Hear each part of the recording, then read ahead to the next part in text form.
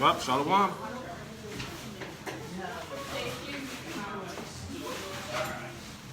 Okay, Israel, y'all gotta come on. Let's go.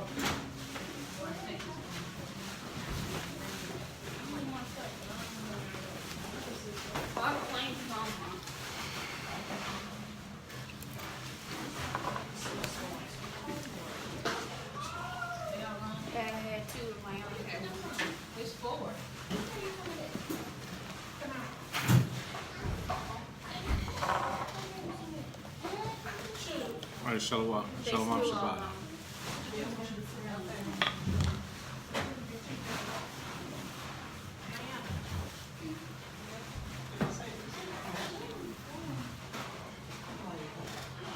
Okay, Israel. Get his brothers and sisters out here a moment to sit down. Who's that in the...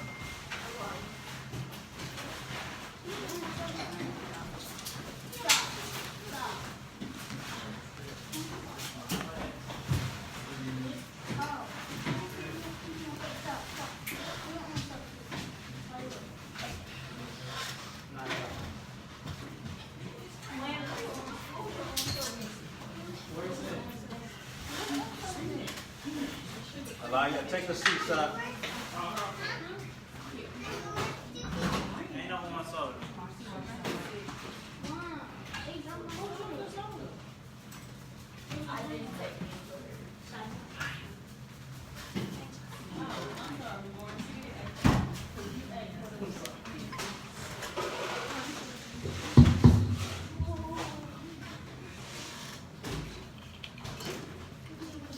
What's up, Jarrell? You know, somebody later on gonna give me some stuff about eating. You wasn't ready, you eat it. Hey, what's up, sister? Shalom. What's up, Hezekiah? Chiyah. How you doing, sis? What's up, Hezekiah?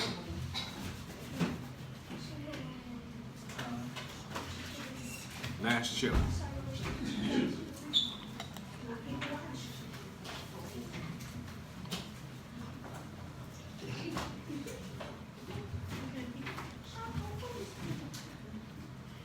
What's up, sis?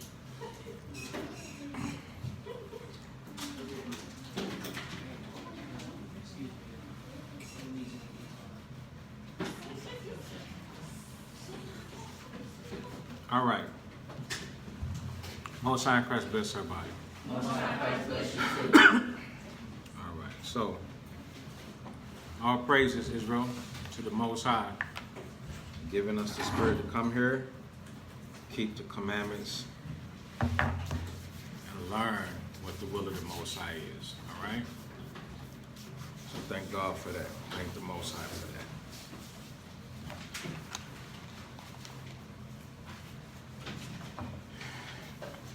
Understanding the Bible. Something that we all want to do. Sometimes brothers and sisters want to know why they don't understand certain things. Even we ourselves, when we deal one with another, we're trying to understand, well, why don't this person understand what we're talking about? So let's go to Psalms 111.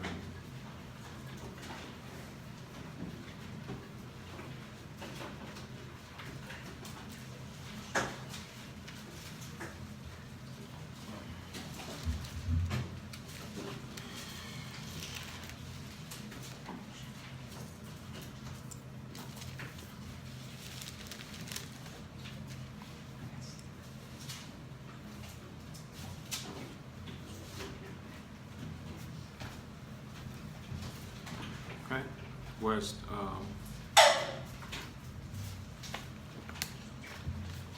this man?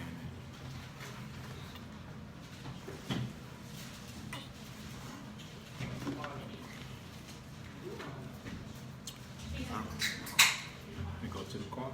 Okay. Psalms 111 and 10. Somebody else want to read until we get back? This is the book of Psalms, chapter 111 and verse 10.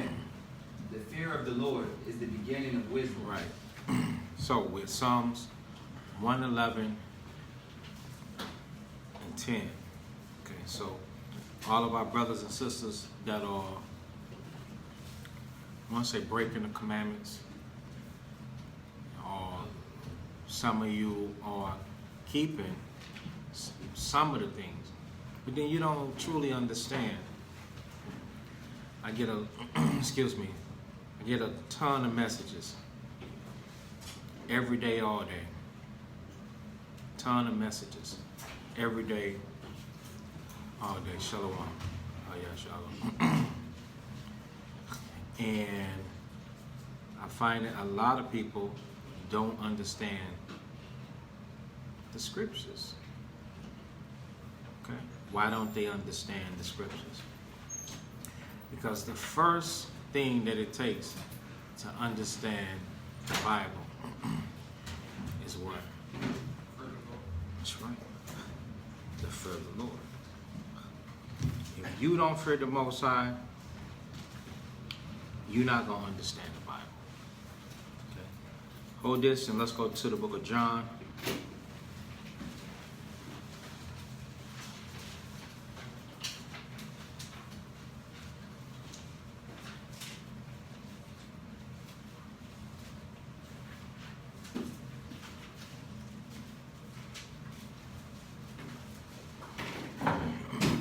It's John 6. The book of John, chapter 6. I know that, Invalid right? option. I don't know why. Conference recording started. Are you under this page? I don't know why. John 6 and 63. Read that. This is the book of John, chapter 6, Shalom. and 63. It is the spirit that quickeneth, the flesh profited nothing. Right. It is the spirit. Okay. It is the spirit that quickeneth. To quicken it means to what? To quicken it. It is the spirit that quicken it. You're trying to hold up. You're trying to understand the Bible. Everybody trying to understand the Bible. Everybody trying to understand the word of the Most High. Everybody trying to feel their way and find out, what should I do with my life? You need the Spirit to do it. The scriptures say it is the Spirit that quicken it. The Spirit is what's going to make you come alive. Okay? You're like, I'm already alive, brother. What do you mean make me come alive? You know, to jumpstart that part that you desire, you're reading it, but it's not making sense unto you. It's going to take something from the Most High. It's going to take something from the Most High, and it's going to take something from you. Who needs to go first? That's right. You need to go first. Hold everything that I'm telling you to hold so we can get to it very fast. Now I'll go to 1 Corinthians 15.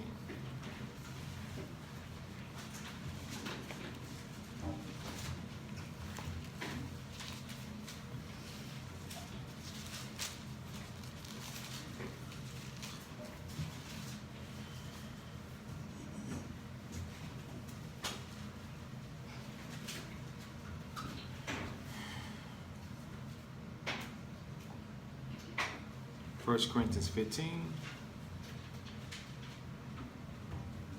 and verse 35. Start at verse 34. This is the book of 1 Corinthians. Let him get it now. He back. Thanks, Al. Good. Fill in, though. 1 Corinthians 15 and 34.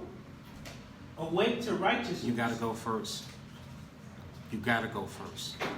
First thing you got to do is you got to examine that the Bible is righteous, that the Most High is righteous. His ways you don't agree with, but it's righteous. The outcome is going to produce righteousness. Now, you might not be able to see righteousness in your view. So if you can't see righteousness in your view, the first thing you have to do is you have to look into the scriptures. Look at the generations of old and see, did ever any trust in the Lord and was confounded? And they went through the same scrutiny that we go through. And in so doing, they were able to understand the scriptures. Awake to righteousness. Go ahead. And sin not. Right. And then before you can physically stop sinning, you got to mentally stop doing what? Blink about sin. Huh? Thinking. You got to stop thinking about sin. So I'm like, man, I'm going to do this. And I'm going to do that. You know who knows your thoughts? The Most High. The Most High will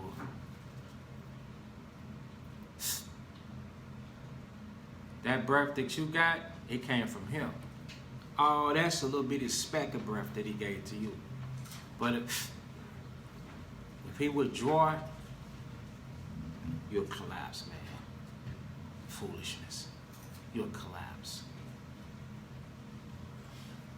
The beginning of understanding God, the Most High, you gotta take these processes. You gotta take this process.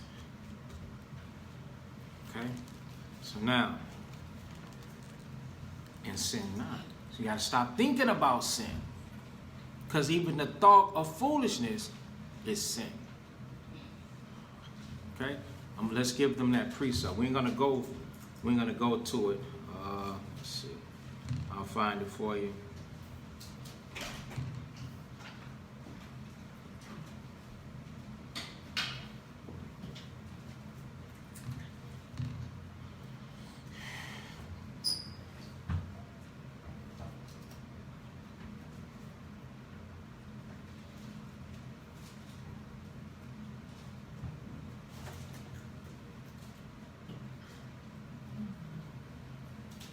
Proverbs 24:9. Don't go there. Just write it in your notes.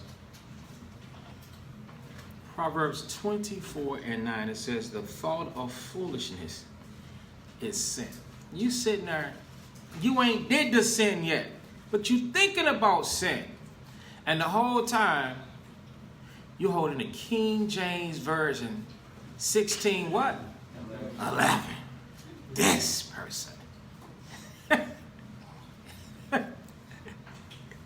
You holding the King James what? 16. Version. Brother. The scriptures, this. And in your mind, you be thinking about sin. You're going to always have problems, man. The scriptures say, and sin not. So where does sin begin at? In the mind. That's why scriptures say, purge your heart from wickedness. Read the next part. For some have not the knowledge of God. For some, this is a tricky one here.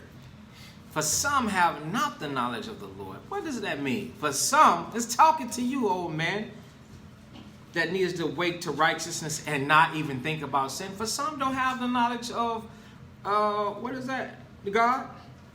I just gave you a clue by reciting it and saying it again. If you pay attention, that's how we learn, by paying attention, listening. You got to use your ears. Don't, man, please, I'm going to sit here and this and that. No, actually be attentive. For some have not the knowledge of God. What is it talking about? Was that Proverbs 24 and what? 9. Proverbs 24:9, Isaiah. For some have not the knowledge of God. If that's talking to you, what is that telling you? Clue number 2. Okay, that's your chance. You, it's telling you, man, that's hard. That's yours. Somebody else. Strike 3, and then I got to tell us to keep moving. I'm talking to you, brother, right here, Rock. For some have not the knowledge of God. What am I telling you? They don't listen, they not hearing it. They don't listen, they're not hearing it? Okay, somewhat. You know, you get, a fourth, you got a fourth of the answer. If I'm saying that to you, Shai, what am I telling you, Shai? Some people don't understand. You saying that to what he said. the people or persons that you're dealing with, what don't they have? The knowledge of God. Where do you get these thoughts from? Now, Oh, where do you get the thought is what? then The thought is what? sin. Sin. Where you get the thoughts from? What? No. Yourself. No. The sum. There's some people. That's right. You get them from the people. You get them from the people. Read verse 33. Be not deceived. Evil communications corrupt good manners. Where you get the thoughts from? Everybody. Where you get the thoughts from? The people. Yeah, people. So if I'm sitting here telling you, man, listen, some have not the knowledge of God. What do you think I'm talking about? I'm talking about this person that's right in front of you. They don't have the knowledge of the Most High, man. You supposed to awake to righteousness. Don't you see you're making a mistake? They got you thinking about sin. What are you doing? How you gonna live like that? Now y'all get it? I know I'm pushing. I'm pushing hard for you to understand this. This will make you the greatest people in the world. This will make you astonishing. Why? Because it's going to start the motor in your mind. It's going to make you think. It's going to make you see things for what it is. And what is that? That only God is righteous. Only the Most High is righteous. And everything else is going to be suspect. And you got to prove it. And if it's not right, you got to be able to turn your back and you got to forsake it. You have to forsake it. Okay? Did I lose anybody? Verse 35. No. The end of verse 34. I speak this to your shame. Why did he say that? I speak this to your shame. Why should somebody feel ashamed? If I expect something from you and now I feel shame because you shame me, I expect you to have what? The knowledge of God. I expect you to have known better, man. So here it is. We have a person that should have known better with a person that don't know no better. And the person that don't know no better is influencing the person that should have known better. And the person that's doing the instructing and teaching, which was Paul at the time, is saying, it's highly expecting more of you. I speak this to your shame. Is that you, the person that should know better, being influenced by the person that don't know no better, and you going along with it because you gave your mind over to what? Them, instead of to the Most High. At the same time, what are we holding again? King James Version, 16:11. And then start quoting from it. That's the problem. 1 Corinthians 15 and verse 35. Go 1 ahead. Corinthians 15:35. But some man will say, how are the dead raised up? And what body do they come? Right. So they would be literally talking about the dead. Some would say, how are the dead raised up? Because he's preaching this great change in return of what? Paul is preaching this great change in return.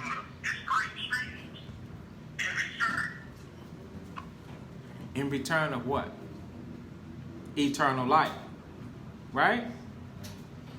Everybody with me? And some would say, well, how is the dead raised up? And what body do they come? So,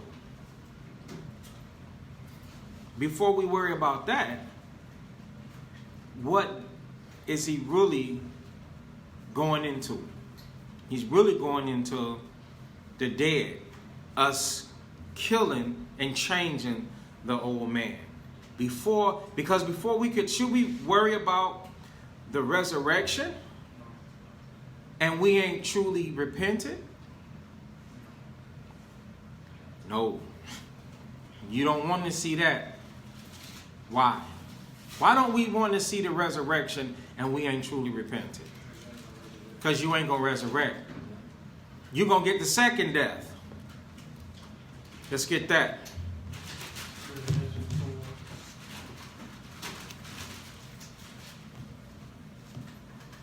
Call it out for us. Revelations chapter 21.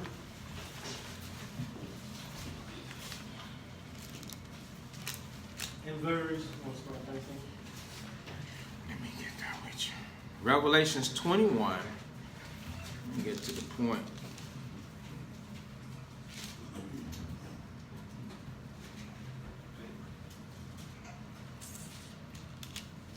Revelations 21 and what did you say? 20, I'm sorry, 20 and 20 and 13. I'll start verse 12.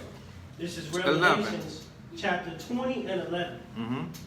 And I saw a great white throne, and him that sat on it, from whose face the earth and heaven fled away, and there was found no place for them. Right. There was no place in the kingdom of the Most High.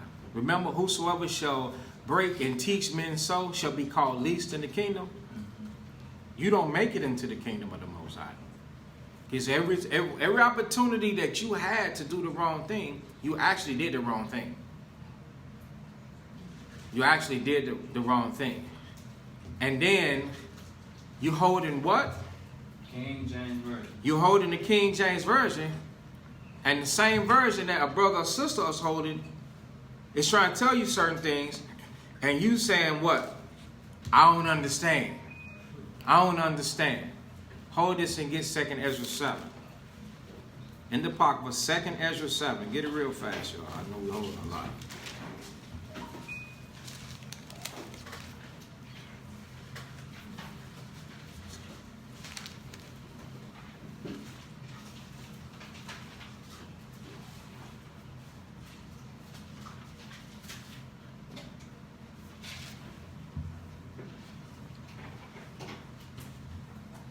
Second Ezra 7.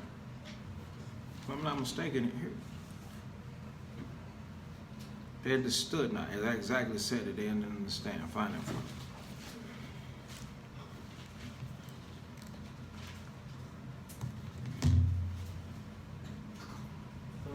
There's 9 and 11.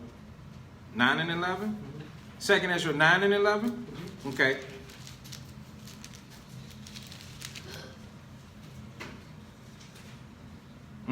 Second Ezra chapter 9 and verse 9. 2nd Ezra 9 and 9. Then shall they be in pitiful case, which now have abused my ways, and they that have cast them away despitefully shall dwell in torment. Right, so they had the Bible in their hand. They had the scriptures. What they have in their hand? The scriptures. Go ahead. Verse 10. For such as in their life have received benefits and have not known me. Right, so these scriptures supposed to change you into what kind of state? Lower state, according to what? Ecclesiastes, the 2nd chapter, right? Yeah, it's supposed to change you to a lower state. Okay, it's going to change your lifestyle.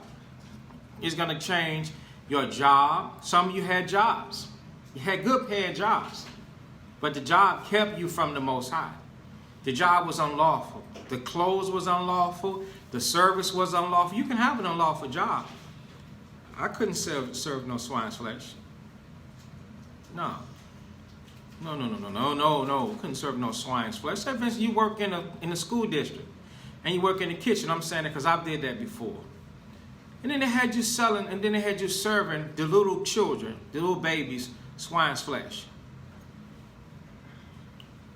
So you might have jobs that was off the, it was crazy. Sisters, you might have a job that got you wearing trousers and you like the job.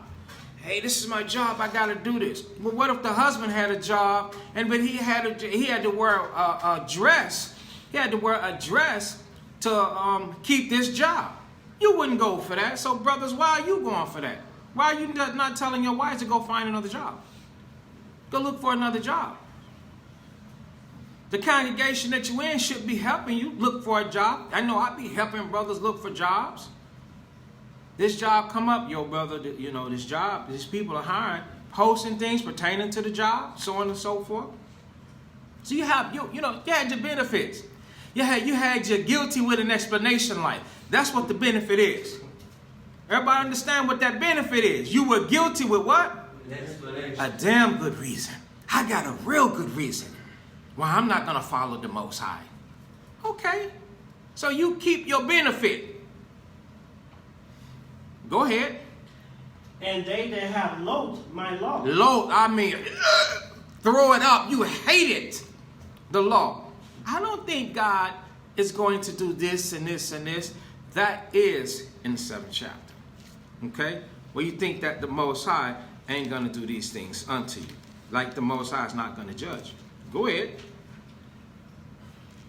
While they had liberty. While you had freedom. You had an opportunity. When do you have liberty? You're sitting in the classes. People are talking to you. People are instructing you, counseling you, giving you advice, correcting you. Y'all make sure y'all plug the phones up so that they don't go dead. Okay? Go ahead. And when as yet place of repentance was open unto them. Right. Who teaches repentance? The apostles of Christ. That's who teach repentance. When place of repentance was open up to you. Brothers saying, hey, you got a good life. Okay. All you got to do is do this. Make this decision, not that decision. You're like, no, brother, I think that I can decide for myself. The Bible never tells you to decide for yourself because the heart is deceitful above all things and desperately wicked. Who could know it? You don't know. That's why you need to see what thus says the Lord say. And according to the scriptures, the apostles and disciples and prophets of God, they're going to open up the scriptures unto you and say, make a decision based upon these precepts. It's open up unto you. And then don't do the past things that you was doing. Read. Understood not. They did what? Understood not. You say, oh man, I don't understand. I don't understand. The same book in your hand, it be in our hand, you say you don't understand. Why don't you understand? Because of sin, because of benefits, because you be going off. But did what? But despised it. But what is it that you despise? You despise the precepts in my hand. But you don't despise the ones in your hand, because the ones in your hand, you don't understand. You twist it. You twist it. You put a spin on it. You know who else saw it? Christ's first apostles. They saw it. When Peter said Paul wrote books that were so hard that he saw Israel wrestling with them, twisting them to their destruction. They didn't think that they were going to be destroyed, but they were. Go ahead. Verse 12. The same must know it after death. The same must know it when they die. Go ahead. By pain. By pain. So when they get resurrected, that's what we go into Revelations 21 for. They're not going to resurrect unto eternal life. They're going to resurrect unto the judgment that was preached unto them this whole time. Now let's go back and get it. Revelations chapter 20 it is, in verse 12. Revelation chapter 20 and verse 12. And I saw the dead, small and great, stand before God, and the books were opened, and another book was opened, which is the book of life. Right. The first book is what? The book of life. What is the book of life? The Bible. The Bible. It ain't going to open up nothing different than what you got. The same one. This is an open book text. And which is the book of life. So in the other, go ahead. And the dead were judged out of those things which were written in the books, according to their works. According to their actions. What have you done? What have you done? What are you doing now? Check it out. Where do you see yourself in 5 years from now? Where do you see yourself 10 years from now? Where do you see yourself on this day? Starting right now today. If you were examining yourself today, where do you see yourself on this day in Revelations 20 and 12?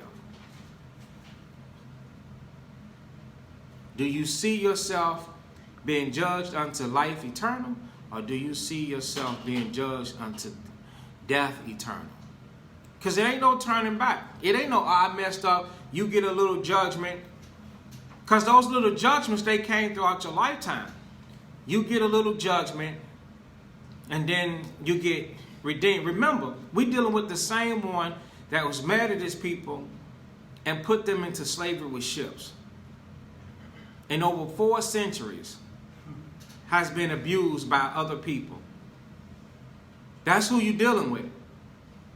So when the scriptures say he is in no case going to let you go, I think that we need to be trying to be found without spot, wrinkle, blemish.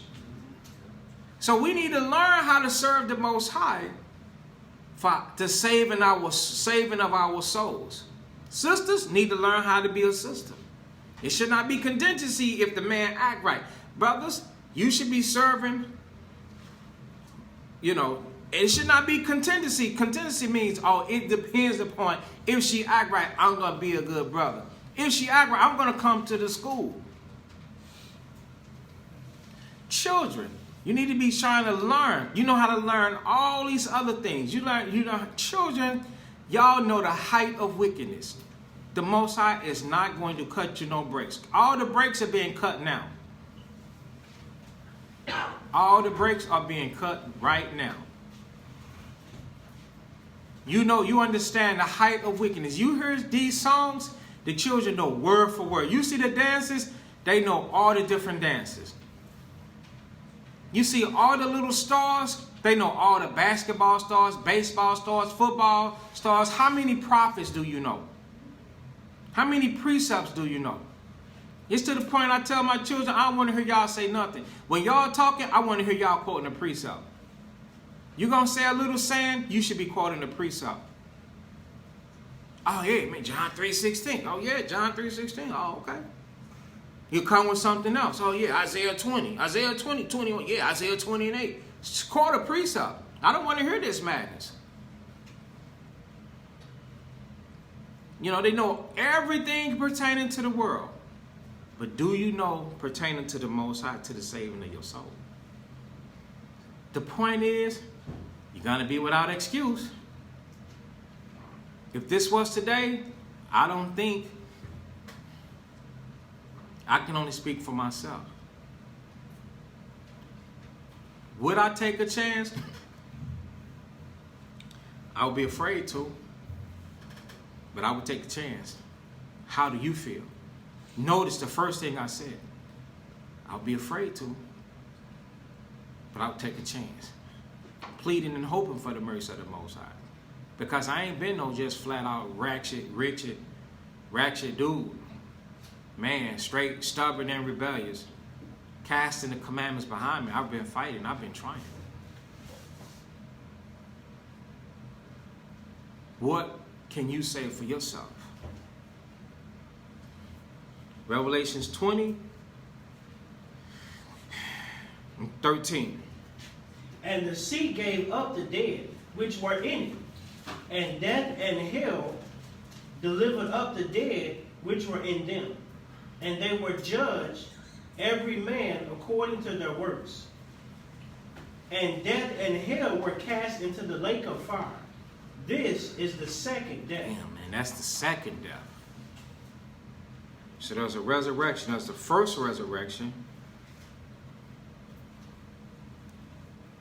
And they go into eternal life. But then there's another resurrection. And then they get killed again.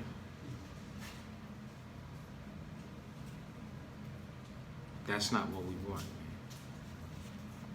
All right?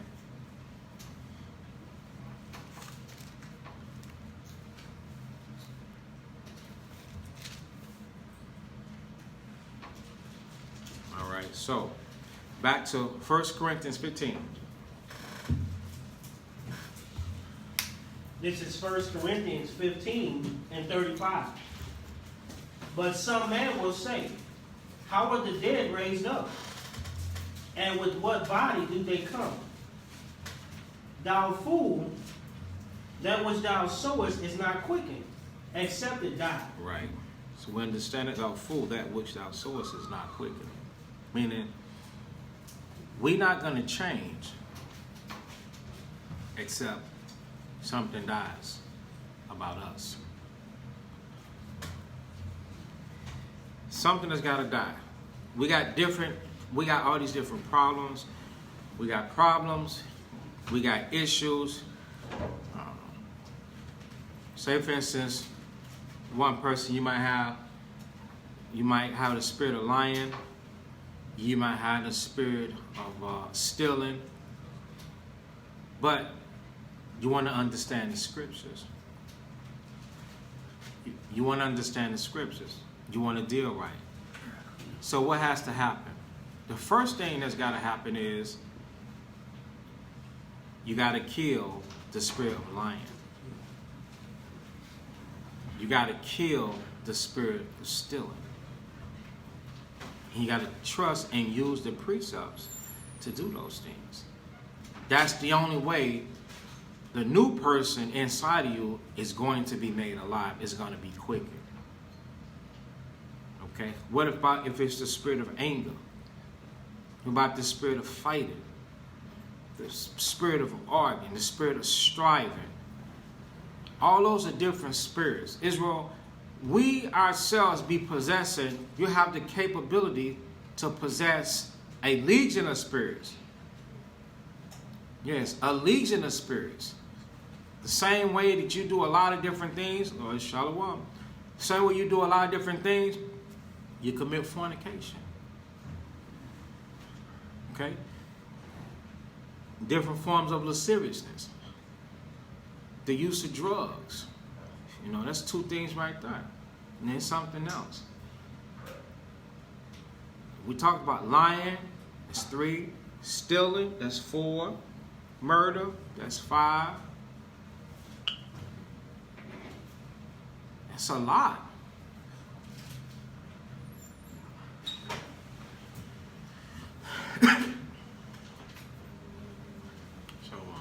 It's a lot.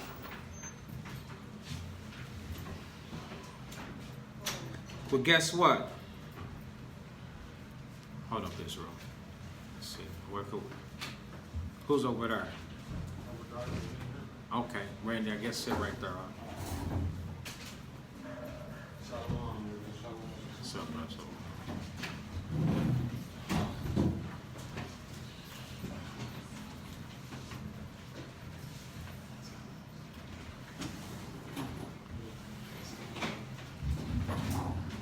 Okay, so with 1 Corinthians, as fast as you can, 1 Corinthians 15 and 36, it says, thou fool, meaning don't you know? It says, that which thou sowest, meaning you planting, it ain't gonna grow except it die. It ain't gonna grow without change. It's in the back. Keep going. 1 Corinthians 15 and 36. Israel, you want to change? What has got to happen? Sacrifice. That's right, you got to sacrifice. Israelites, you want to change? You got to sacrifice. Give you an example. People want to stop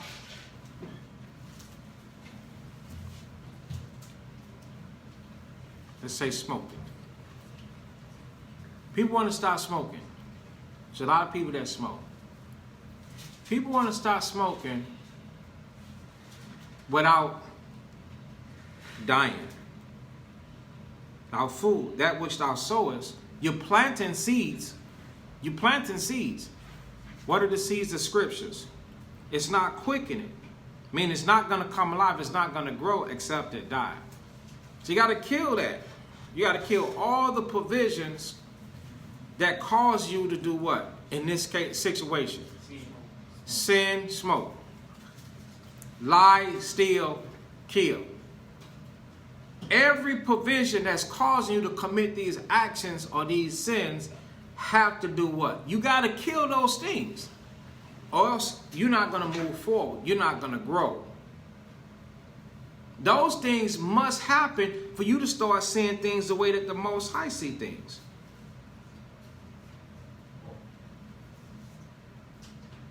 Everybody understand? All right, so lose that. Let's go back to John.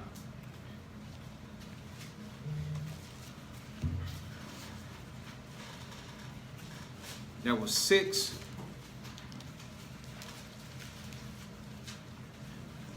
And 63. This is St. John chapter 6 and verse 63. It is the spirit that quickeneth. The flesh profited nothing. Right. So the Spirit is talking about the Spirit of God, the Spirit of the Father. It's the one that makes Israel alive. You can't do it by yourself. The flesh, you, your mother, your father, your sister, your brother, nobody can do it but the Most High. Nobody can make you alive. Nobody could change you.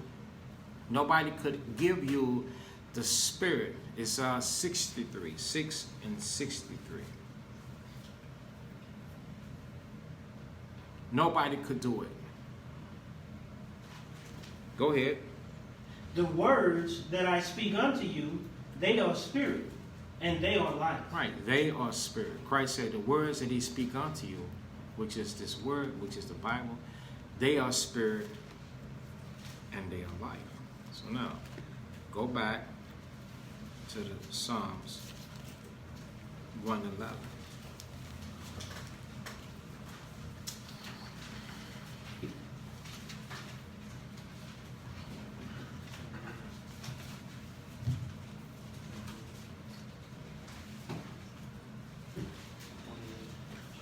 Psalms 111 and verse 10. Give them another moment to grab it. Do we...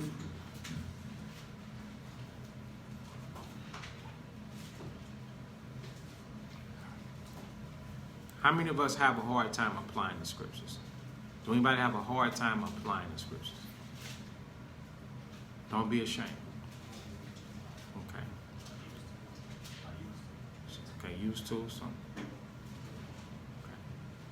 You have a hard time applying the scriptures. Okay.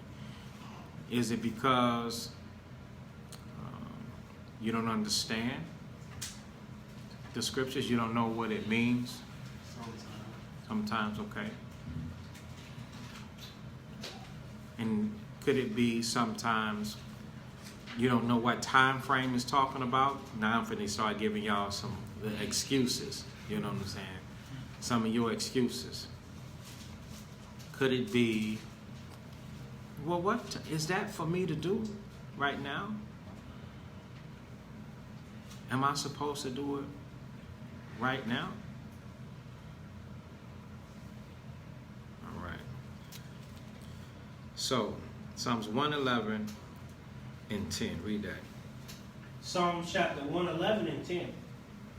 The fear of the Lord is the beginning of wisdom. So the first thing that we got to do is we have to fear the Most High. Let's put that on man. Okay? Let's create a man, fictional. We'll give him a name. What's his name? He's bad. Leroy Brown. How about that? Bad Leroy Brown, baddest man in the whole darn town, right? Meaner than a junkyard dog, right? So Leroy Brown. Now, do you not know that there are a bunch of Leroy Browns for real? And Leroy Brown, he don't care. He's a murderer. He'll kill people. He'll kill people and get away with it. You know, nobody will tell on him.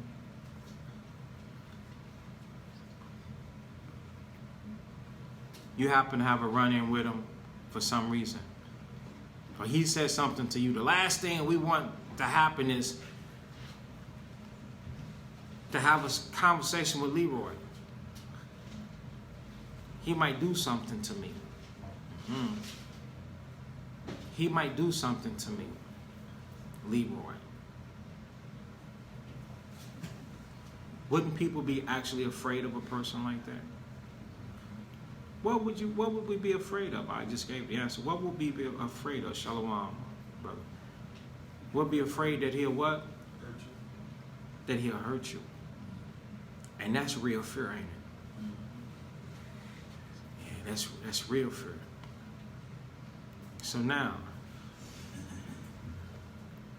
with the Most High, we supposed to fear the Most High like that. We supposed to fear that the Most High will hurt us. Hurt us how? Name some ways. How, you know. Put you in wheelchair. That wasn't our flesh. Okay, hold on. Now, this is all good. You said be broke. Okay, one person don't want to be broke. Okay, and what did you say? That wasn't our flesh. Thorns in your flesh. That's terrible. Because thorns in your flesh, you ever got stuck at a splinter or something? You see how nagging it is? It hurts. Someone said sicknesses and death. Okay, and what did you say? What did you say? Death. Yes, because when you die, it ain't no more breath in your flesh. It ain't no more breath in your body. Life as you know of is over. Say for instance, somebody died today. What's today's date?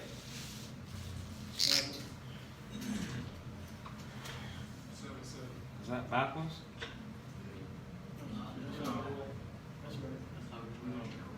That's for guys that Yeah. 7. What's today's date? 7, 18.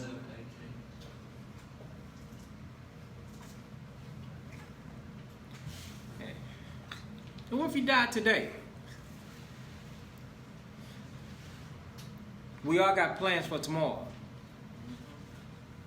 You don't meet that plan.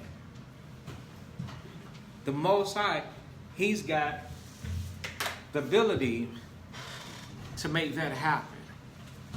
Oh, he's better than Leroy. Leroy's scared of him.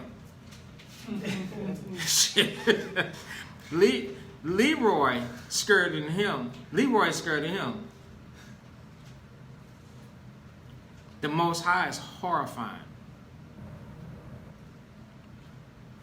He's scared of boogeyman. He's boogier than that. We supposed to fear everything that y'all are afraid of.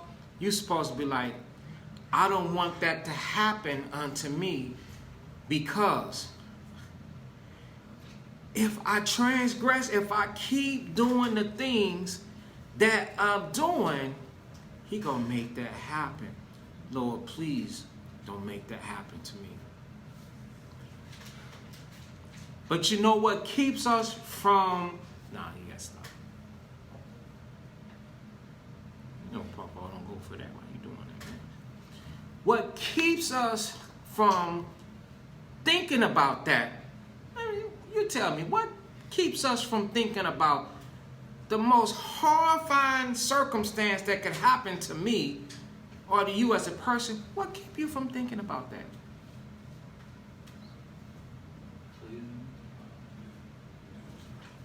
What keep you from thinking about that? You dealing with the heart, man. The Father was known as a dreadful God.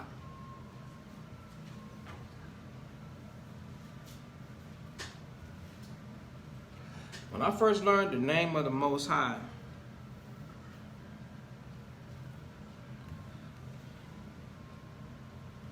brothers was reading the Hebrew years ago.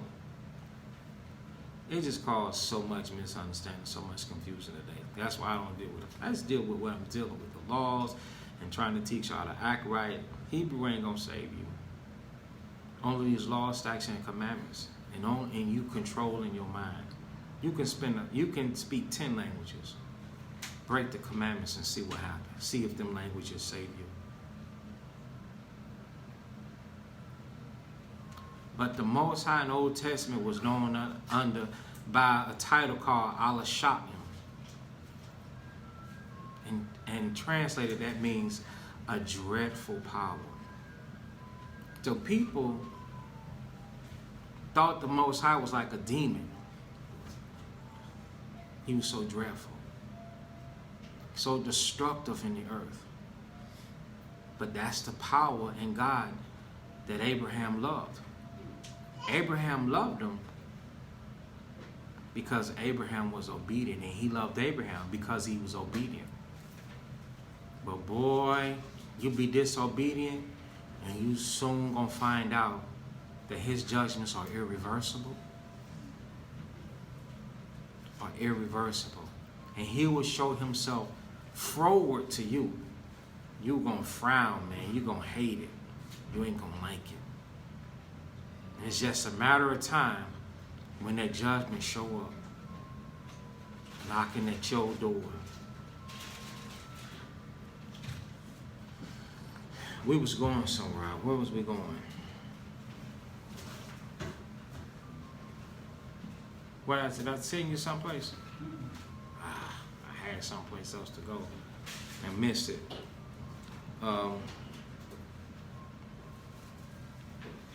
Yes. Go to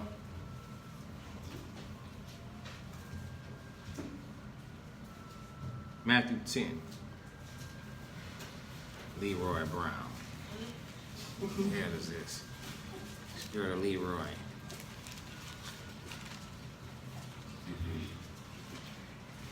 One prayer will take Leroy out.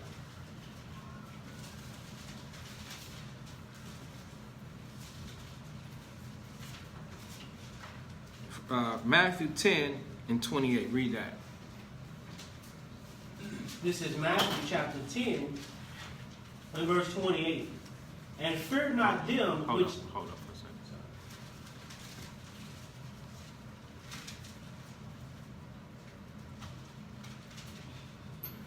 Okay, go ahead. This is Matthew chapter 10 and verse 28. And fear not them which kill the body, Don't fear Leroy. Don't fear Leroy. The Most High is tougher than that. And fear not Leroy. Go ahead. but are not able to kill the soul. But not able to kill the soul. Go ahead. But rather fear him. But rather fear him. So rather fear the Most High. When we get this understanding that he could bring to pass each and every last one of your fears. Did y'all tell me y'all fears? I ain't tell you mine. I ain't gonna tell you mine. I'm so scared of it, I don't even speak on it. I don't even speak on it. You know what I try to do? I try to be smart enough. I want to avoid that. That's why I'm going to join hard into the Most High. Don't let me see that. Don't let me see that. Before we move on, question, y'all pay attention. Once you get it out the class so you can focus on turning them pages. Them brothers that can take notes and turn pages at the same time, they've been good at this. You're going to be lost. So now, my question, pay attention.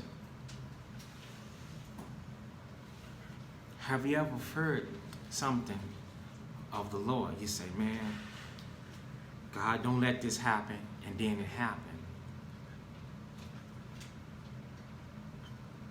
And maybe you were in sin, or you was just doing you. Things that you did not want to happen happened. Of course. Happened to me. That's how I know it happened to you. You just don't want to be honest. Happened to me. Scriptures say, ain't no temptation taking you but such as common. He said he gets us all. And those that he ain't got checked, boy, when he gets you, you gonna hate yourself. You gonna hate yourself, boy. You gonna hate that you made every choice, because he gonna He said, for in one thou shalt not go unpunished. He gonna get you. Because he demands reverence. He demands respect. He demands that he rule over you. Every knee gonna bow. At the end of it, every knee is going to bow. I'm your teacher. I'm teaching you. And I'm telling you, the Most High has dealt with me. He has dealt with me. And I'm sitting in front of you as an old humble servant. I'm whipped into shape and he's still working on me. If he got me, who are you? He gonna get you. Hebrews 5. And hold that Matthew 10. You gotta keep it up so I could so we don't lose all the points, because we gotta go back and get them. Hebrews chapter 5.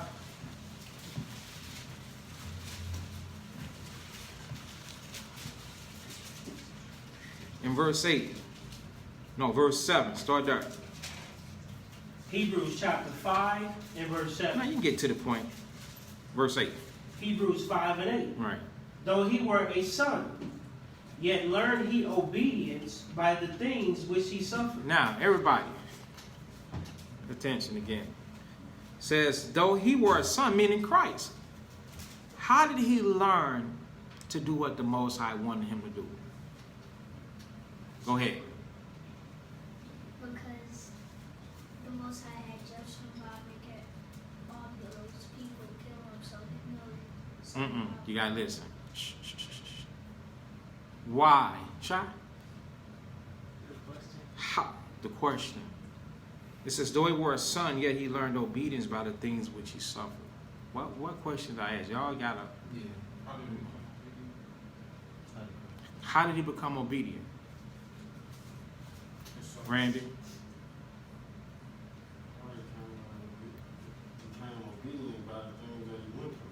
By the things he suffered.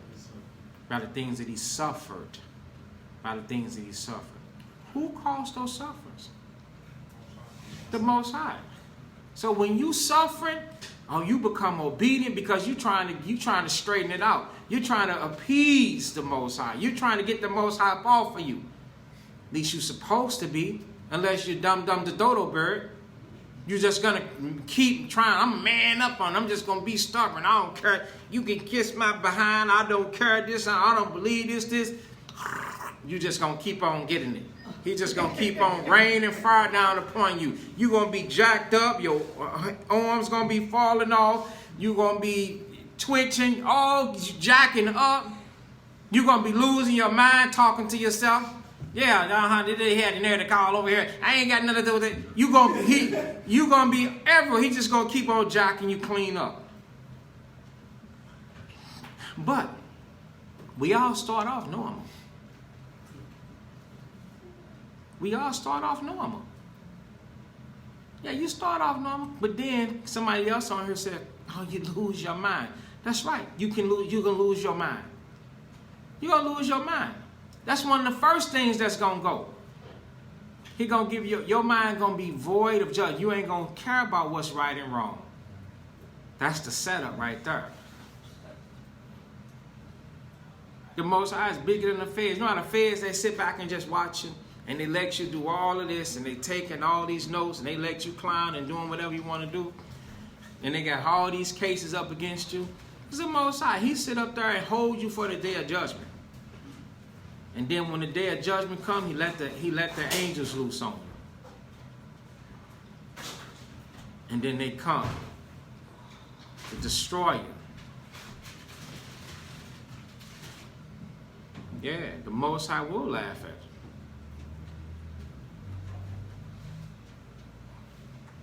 you. Uzziah said the Lord been jacking him up. He just starting to get some relief. Well, Uzziah, if you go back to being the old man, he gonna come back and jack you up some more. So expect it. You gotta fully repent, brother. It don't matter who we are. Ain't no respect of persons with the Most High. He did it his own son. Yeah, his own son. Said though he were a son, yet he learned obedience. So we're going to learn to fear and obey the Most High through what? Right, through sufferings. Okay? So, go back. What was that? Matthew 10. So while we're going through all of this, we're trying to understand the scriptures. You ain't going to have no understanding. This is Matthew chapter 10 and verse 28.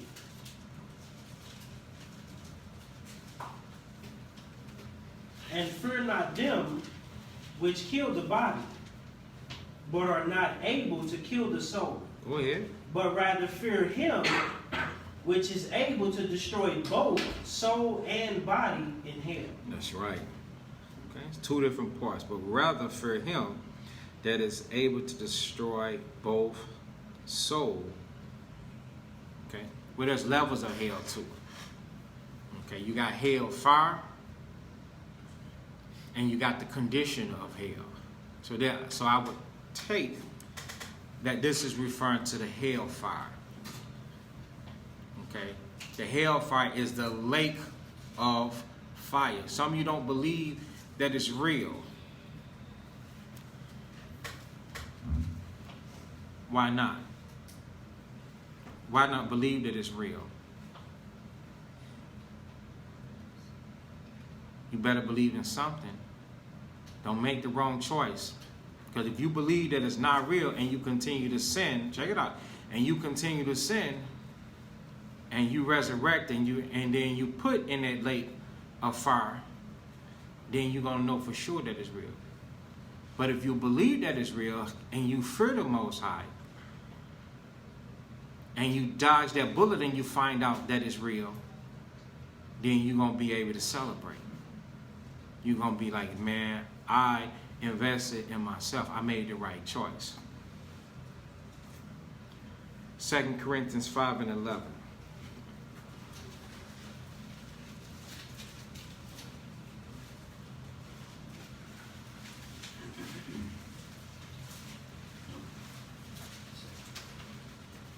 Actually start at verse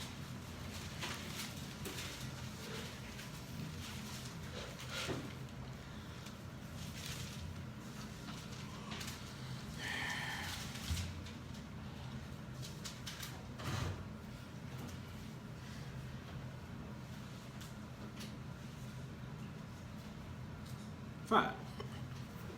This is 2 Corinthians chapter 5 and verse 5. Verse 4. Verse 4. Right. For we that are in this tabernacle do groan. Right. For we that are in this tabernacle, we do groan. Meaning we have problems with things in this life. We do groan. Okay. A lot of times we get seduced. We get tempted. Okay. We get drawn away. We get in sin.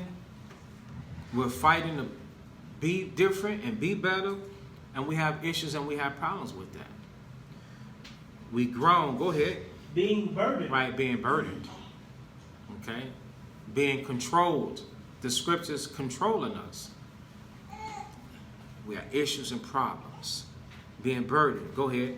Not for that we would be unclothed. Meaning not that we don't want to apply the scriptures. There's a lot of brothers, you're fighting the fight and you're failing. It's not that you, I don't want to apply the scripture. I don't want to take off my righteous clothing. Go ahead. But clothed upon. Right, but I want even more. So if you want even more, you're going to have to do what? You're going to have to apply more. If thou desire wisdom, keep the commandments. That's Ecclesiastes 1:26. Everybody understand that, right? Write that down. Ecclesiastes 1:26. If thou desire wisdom, keep the commandment, but clothed upon. So you want wisdom, and you want to have a good understanding, you got to keep the commandments. That's what we started at, Psalms 111 and 10. But to be clothed upon. Read. That mortality might be swallowed That up. death might be done away with. That there's no chance I could lose. Oh, there's no way I should die. I have a high percentage that I'm going to live. I'm most likely for the Father to pick me. It's most likely I'm going to be successful. Everybody see this? Everybody understand this, right? Go ahead. Of life. Of life. Mortality will be swallowed up of life. Go ahead. Now he that hath wrought us for the self-same thing is God. So now the Most High wrought means to work. The Most High in work. When you work, that means God and put in labor. He put in labor through his minister, his servants, the apostles, prophets, and teachers. He put in work through us in you. Is that work in vain? Is he talking to you for nothing? Don't let him be talking unto you for nothing. Because he's spending his time as well as our time wrath, working upon you. People be saying, oh, God ain't finished with me yet. Okay, you realize that he's not finished with you yet. At least you acknowledge that he's working upon you. So with the acknowledgement that he's working upon you, you should be trying to do better. Better than the last time. One of the main things that you do, you must remove obstacles out of your way. You must remove people out of your way. You must remove sinners out of your way. And if it ain't sinners that's making you sin, and it's your own mind, you got to remove your understanding out of the way. Because you don't have no understanding. Just because you got the Bible don't mean that you understand it. Everybody got a Bible. Even people that ain't even reading it got the book. Go ahead. Who also hath given unto us the earnest of the Spirit. Now, what is earnest? You know that little piece of breath that I did? That's all we got now. That's why it's so fragile. You got earnest of the Spirit. Earnest meaning like a down payment. Is a down payment the whole thing? When you go buy a car and you bring a down payment, you take a down payment of $1,500 or $2,000 for a $50,000 car. Come on. That's just good faith. You're showing the people good faith that you are really interested in this thing by bringing something. They're going to let you drive off with a $50,000 SUV. And you walked up in there with nothing. They're like, nah, I don't know how serious this person is. But you show them that you have worked some hard iron. You've worked. You've been working. You're going to come up in there probably with a little bit more than, what is it, 2,000. You might come up in there with like $5,000. Say, here, man, I got $5,000. Give me this car. Make my note affordable. That's the earnest. That's a down payment. God gave you that's why we died. He gave you a down payment. He gave you a little bit of breath in you. But come eternal life, immortality time, you're going to get the full breath of life that don't run out. That's the eternal life, immortality, everlasting life. But you got to start working for that. Because right now, I asked the question earlier, what's making us sin? Ephesians.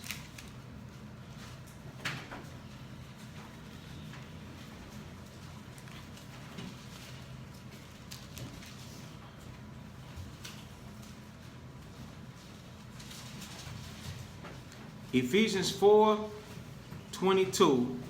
The answer is in the verse 22. Ephesians chapter 4 and 22. The answer is in verse 22. What's making us sin? Read it. Ephesians chapter 4 and verse 22. That ye put off concerning the former conversation, the old man, which is corrupt according to the deceitful lust. What's making us sin? The old man. Okay, stop. Stop. Somebody else. What's making us sin? Let's see if they right or wrong. What's making us sin?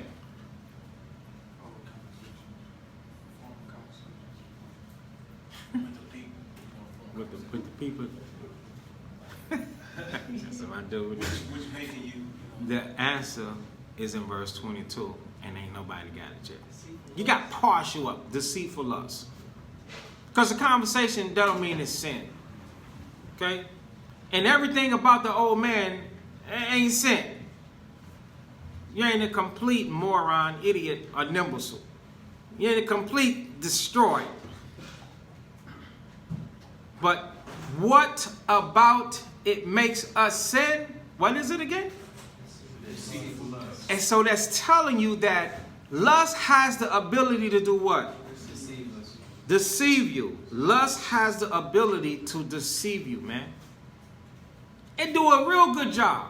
It makes you think that you are what? Begins with an R. Right. It makes you think that you're right. It makes you think that it's right.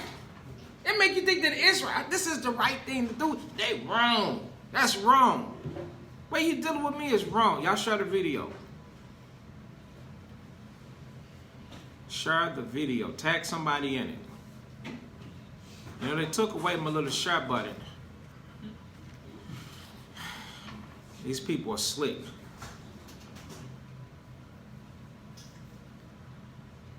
It has the ability to make you do things that you're not supposed to do. You can't share? Oh, man. Brother Russell, why you can't share it, brother? Tag somebody in it then, man. Tag your cousin them in it. Everybody understand that? I'm letting this marinate. You don't pour marinate on the steak and just throw the steak right into the right on the grill. I hope y'all not destroying the steak like that. You let that dude sit in the oven, and I'm vegan talking like this, right? Let it sit in the refrigerator overnight, right? Yes, sir. And when you cook it, them flavors be all through the meat, don't it? Yes, sir. That's how you marinate a good steak, man. And let this thing marinate. What part about this precept am I letting marinate? The part that lust has the ability to do what? Deceive you, man. I want y'all Israelites to know that. Because I don't want you to be deceived. I want you to start seeing sin for what it is. Shalom, Ricky. I want you to start seeing sin for what it is. That it's trying to get me. It's calling me. It's trying to call me, man. It's trying to get me over. It's trying to get me to sin. It's trying to get me to put my guards down so I could be vain, worthless. The Most High gonna judge me. He's challenging me. He's tempting me. He's testing me to see what I'm gonna do. He already warned me. He just didn't do what? Begin with a J. Judgment. He just didn't judge me. He warned me, but he didn't judge me yet. He's waiting to see what I'm gonna do. All right? So now let's lose that and go back to 2 Corinthians chapter 5. 2 Corinthians chapter 5 and verse 6. Therefore we are always confident, knowing that whilst we are at home in the body, we are absent from the Lord. Okay, well.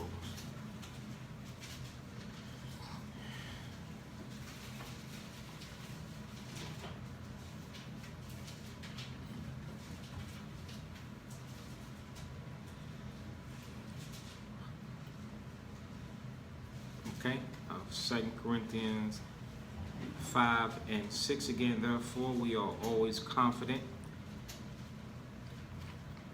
I need to speak for himself on that one. Who understands why I said that? Knowing that while we are at home in the body, we're absent from the Lord. Who understands why I said that? He's confident saying that. He needs to speak for himself on that one there. Because at this point, Christ is in the spirit world, right? So he's not afraid of what? He's not afraid of death. If somebody asks you want to die, we all going to be like, what? No. No. No. That's because what's his faith level?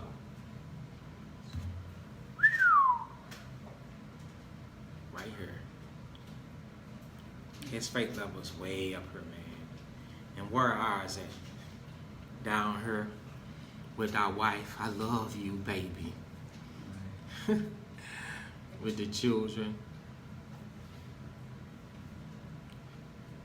Here on earth. In carnal things. That's where our faith is. He's like, man, I will be with Mashiach Yahushua any moment, any day.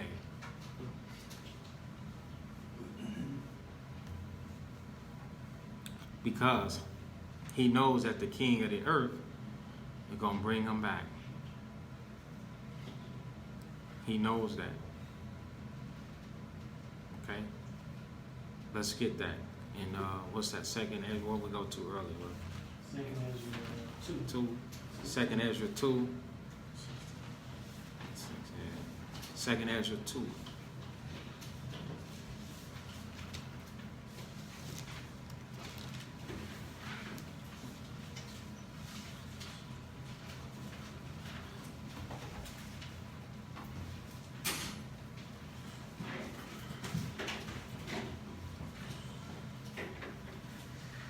This is second Ezra chapter 2 and verse 16. And those okay. Second Ezra 2 and 16. And those that be dead will I raise up again. So Paul knew that. Those that be dead will I raise up again. So we look forward to what? Life after death. Go ahead. From their places. Right, from their places. That means they died. Okay? Go ahead.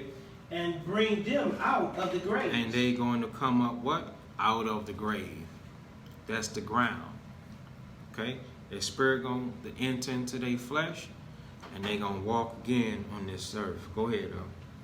For I have known my name in Israel. Right. The Lord said he have known his name in Israel. Meaning, when we kept the commandments, now we recognize that the Most High is our God. He is our God. And we're his people. And now we were found worthy of this resurrection from the dead. Okay? Read verse 15. Verse 15. Mother, embrace thy children. Right, mothers, love your children. Okay? Because you're going to receive them again. Have the faith in the Most High Yahushua. Go ahead. And bring them up with gladness. Make their feet as fast as a pillar. That means strong. Okay? How do you make them strong? By teaching them, correcting them, and being an example for these children. Go ahead. For I have chosen thee. For I have chosen thee. Who is that talking about? Is that talking to the children or the mother? I just want to know. It's talking to the mother. Okay. And so the mother is supposed to teach the children to fear the Most High and keep the commandments and be strong. Is that what this is saying? Right. Because the Most High is going to raise them up again out of their places, out of the grave, and then put them back with the mothers, huh? Right. Okay, I'm just trying to find. Okay. Verse 17. Verse 17. Fear not, thou mother of the children. Oh, okay. So it says it right there, everybody. So sisters, y'all have a job. It says it right there. Fear not, thou mother of what? Of the children. So don't be afraid, mother of the children. The Most High gonna give you your children back. Okay? In the resurrection. But look at the condition that the children have to be in. They feet got to be fast as a pillow when you read the 15th verse. That means what? Strong. They have to have been faithful. Children, they have to have been faithful. You got to, this is talking to the children now. Because if you be evil, ain't no resurrection for you, not unto life. We talked about that. Everybody understand that? Lose that. Go back to 2 Corinthians chapter 5.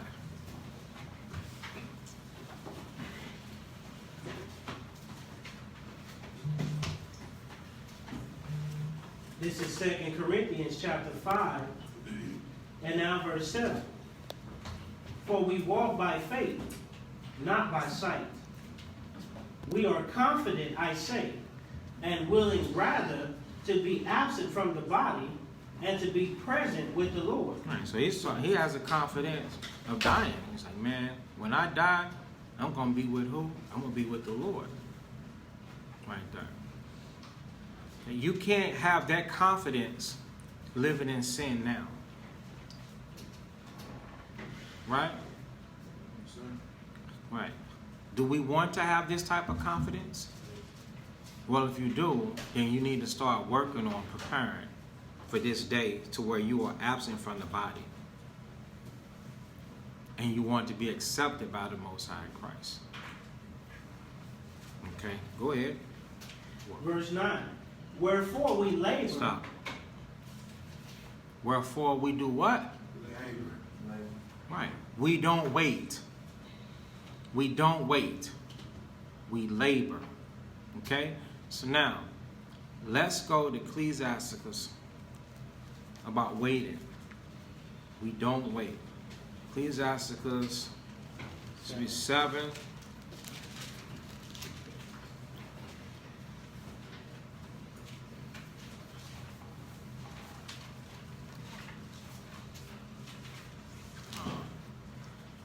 Five and 7. Ecclesiasticus 5 and 7. Read that. This is Ecclesiasticus chapter 5 and verse 7. Make no tarrying to turn to the Lord, and put not off from day to day. For suddenly shall the wrath of the Lord come forth, and in thy security thou shalt be destroyed. Right, so it says, make no tarrying to turn unto the Most High. Everybody see that? Okay, we're going to wait for our brother. You see it out? Please ask us 5 and 7. It says, make no tarrying. Tarrying meaning dragging your feet, delaying, waiting around to turn. You got to turn from sin unto the Most High, because when we in sin, then we have turned away from the Most High. Our heart is away from the Most High when we in sin. And put not off from day to day. I'm going to do it tomorrow. I'm going to stop fornicating tomorrow. Some of you think you owe the fornicator. That's what the person is, a fornicator. You owe them an explanation. You don't owe them an explanation. Say, for instance, you know that this is a fornicating relationship. This is strictly a booty call. Pay attention. Strictly a booty call. Okay? And the scriptures say, put not off from day to day. The hardest decision that you're going to have to make is to tell this person, hey, I can't call you no more. That's going to be one of the hardest decisions that you're going to have to make. Do you do it next week or you do it today? Why? Okay. Tomorrow ain't promised. And what do you say? It's better to repent today than tomorrow. What did the scripture say? It said, put not off from day to day. Because the next time you lay down with that person, you can come up with something, right? And once you come up with something, you have destroyed your chances on ever having a healthy relationship. Because who wants somebody with a permanent disease? No. You marry somebody, they permanently got a disease, man. Oh, you know, I'm HIV positive, but I'm cute as hell. You know, I mean, well, I messed up, I know, Huh? Wouldn't you wish that they had told you before you lay down? You got burned yourself because you were disobedient. Because you laid down and you weren't supposed to do that.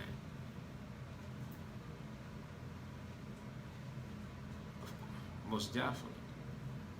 Yeah, most definitely is. Should you cut off communication from all worldly and old friends?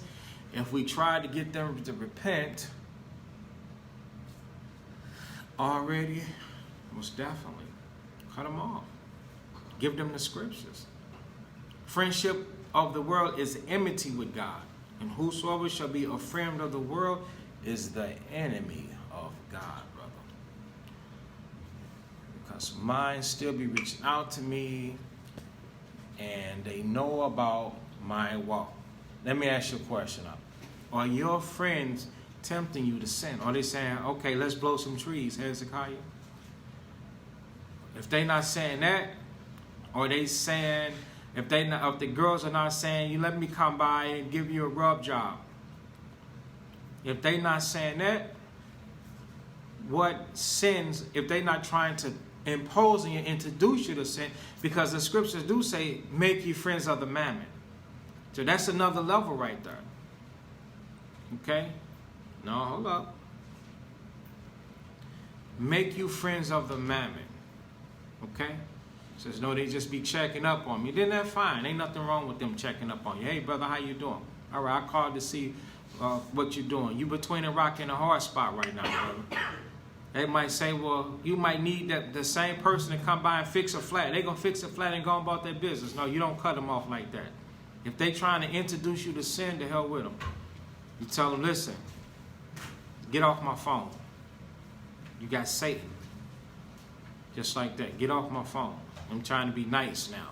Get off my phone. Don't call with that. Okay? Whether it be male or female. See, you don't know how to respect a person. Some of you don't know how to turn a woman down. What is going on with this? A demon is a demon. Don't matter if it's male or female. You ain't going to become a real man until you stop letting a woman have power over you to the point to where you see woman as the weakness. Oh, it's the woman. Oh, this is a woman. Oh, the woman got the power. I wish the hell I would. I wish I would. Not me. No. Once you become a man, you got power over the earth. And you in subjection unto those that are subjection to these scriptures and the Most High and Yahweh Shai. Everybody else is in sin, man. The scriptures say, you rulers, you judges, love righteousness. You that be judges of the earth, love righteousness. That's the only thing we see. We see right and we see wrong. And we got to learn how to deal with them both.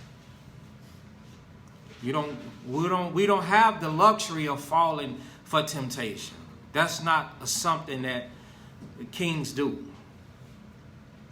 That's right, brothers. Psalms 82. We gods. You don't have that luxury. And I don't mean to speak from the point that I'm at, because I know sisters can be a weakness to a lot of single brothers. But the Most High has put you in that position, for a reason to build and strengthen your spirit. And that position is going to be there until the Father show you the help that's meet for you. And the stronger you get, the longer it takes, the stronger you get, the better it's going to be for you. Make sure I'm saying that right. The stronger you get, the better it's going to be for you. Okay? So now, where we stop at? 7. Tell me. Oh, yeah. Ecclesiastes 5 and 7. So you don't want to wait. Make no tarrying to turn to the Lord, the Most High. Put not off from day to day, for suddenly shall the wrath of the Most High come forth. So if you keep putting off, the Most High said He's going to judge you. Something bad is going to happen unto you. You're not going to like that. I'm putting off. I knew I was supposed to do better. Then next thing you know, wham, and in thy security. What's the most secure place for a person? That's right. Your home. Your home. The Lord said, in your security, something bad gonna happen. Thou shalt be destroyed, man. Thou shalt be destroyed. Okay? And perish in the day of vengeance. The Lord said that's the day that he took vengeance. Perishing, that don't mean, just because you perish, don't mean you have to totally die. But now that did a mind job upon you. The Most High allowed your mind to be screwed up. You never be the same. The circumstances that come from behind it is something that's going to haunt you for the rest of your life. Because you were in sin, breaking the laws, not having fear of the Most High, walking and doing your way instead of his will.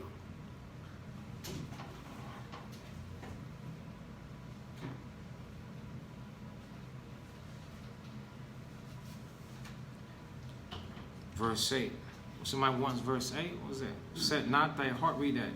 Verse 8, set not thine heart upon goods unjustly gotten, for they shall not profit thee in the day of calamity. Right. Set not thy heart upon goods unjustly gotten. Say, for instance, that means, say, for instance, if you were, has nothing to do with this topic, but say, for instance, if you got something by stealing, that's unjustly. The scriptures say, don't set your heart upon it, because it's not going to profit you in the day of calamity. The Most High is going to then turn, and when the Most High evaluates you, and he want to bring forth judgment down upon you, he's going to be looking at the things that you did to get where you at. Those things are going to be witnesses against you.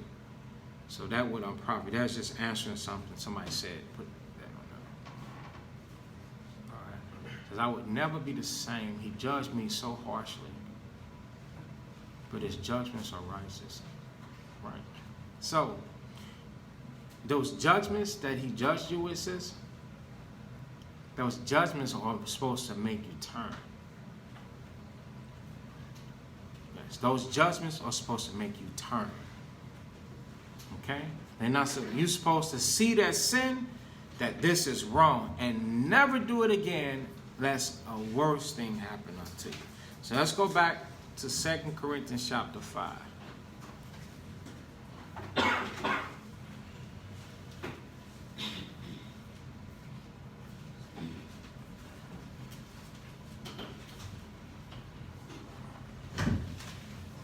This is 2 Corinthians Chapter 5 chapter and 5 9. and verse 9. Wherefore we labor, that whether present or absent, we may be accepted of him. Right. Whether present or absent. What does present mean? Huh? Wherefore we labor, whether present or absent. What is the present part?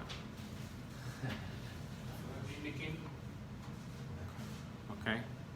Presence. Abundant in the presence. Yeah, like What? with the people together, or not with people, not together. Mm-mm. Nope.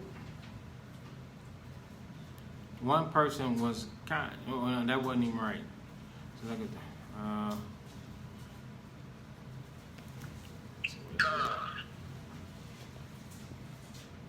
We labor whether being present. That means dead. That means dead. Because he's talking about with the Lord. You got to labor. You got to work to keep the commandments. Because if you're present, you're not on the earth anymore. Your spirit, you're in a sepulcher, a grave, a tomb, but your spirit is with the Most High. You return back unto the Most High. Okay?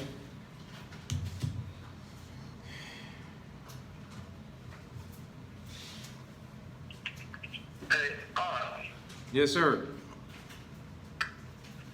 hey, can that also mean, like, First Maccabees 2, while he's talking. But, you know,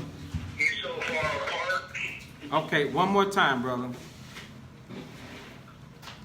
Can that also mean like you're a part of the congregation, but your brothers are laboring and you somewhere else, but you in the spirit with them as well? Negative. Negative. It's talking about being dead. First Maccabees chapter 2.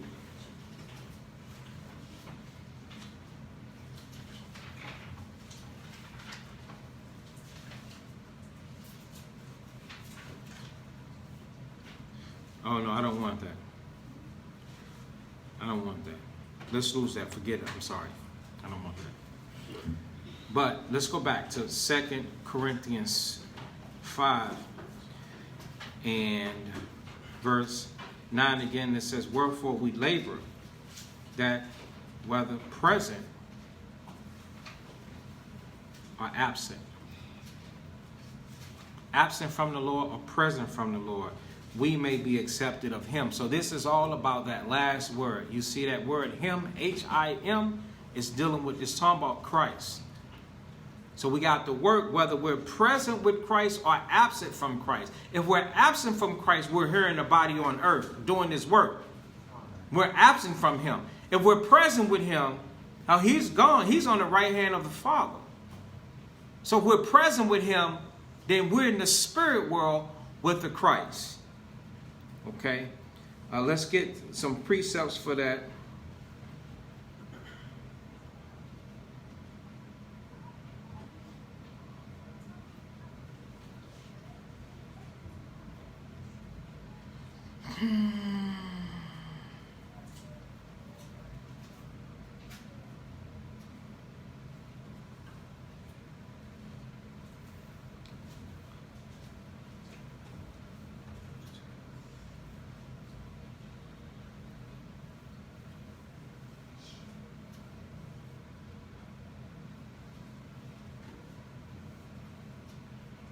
Mark 14.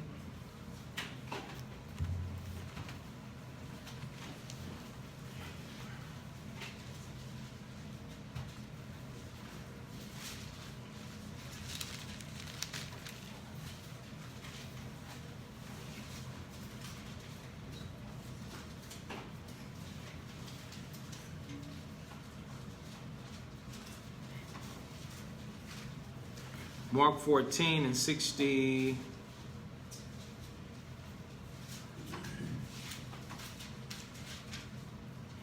60. Let's start there. This is Mark chapter 14 and verse 60. And the high priest stood up in the midst and asked Yahushua, saying, answerest thou nothing? What is it which these witness against thee? But he held his peace and answered nothing. Again the high priest asked him and said unto him, art thou the Christ, the Son of the Blessed? And Yahushua said, I am.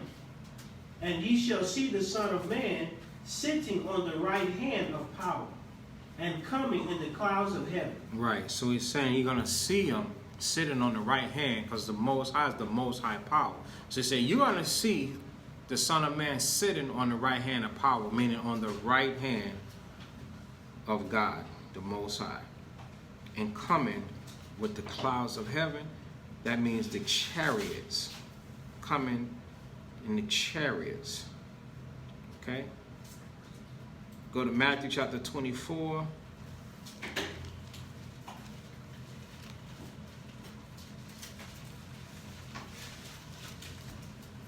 Not 24, Matthew 22 and 44, I believe it is. Matthew 22.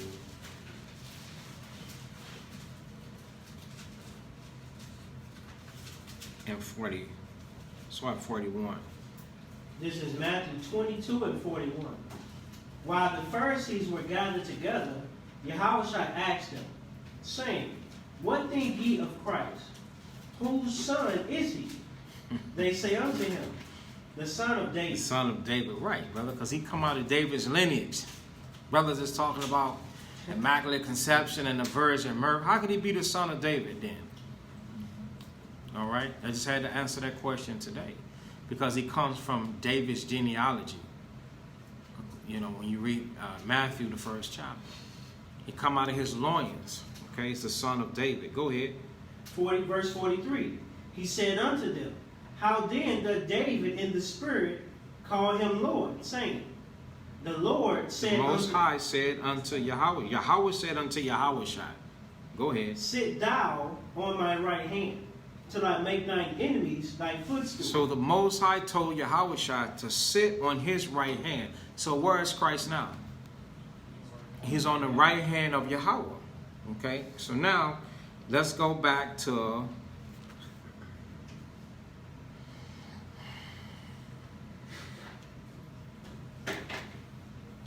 what is that? 2 Corinthians 5. And that was verse 9. 2 Corinthians 5 and verse 9.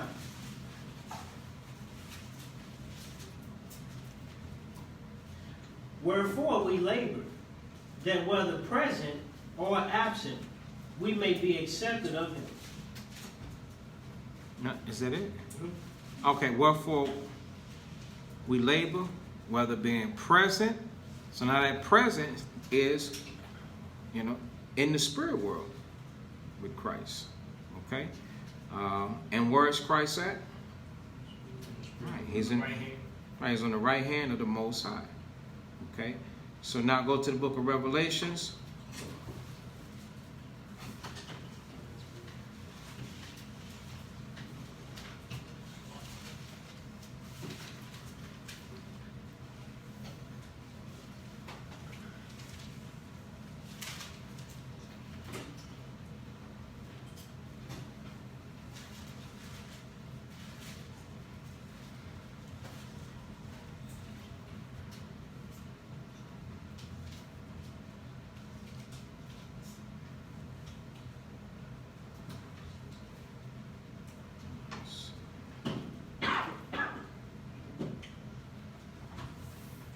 Chapter 5.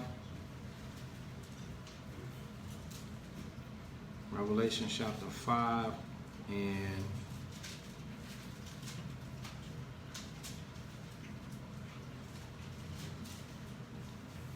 verse 1.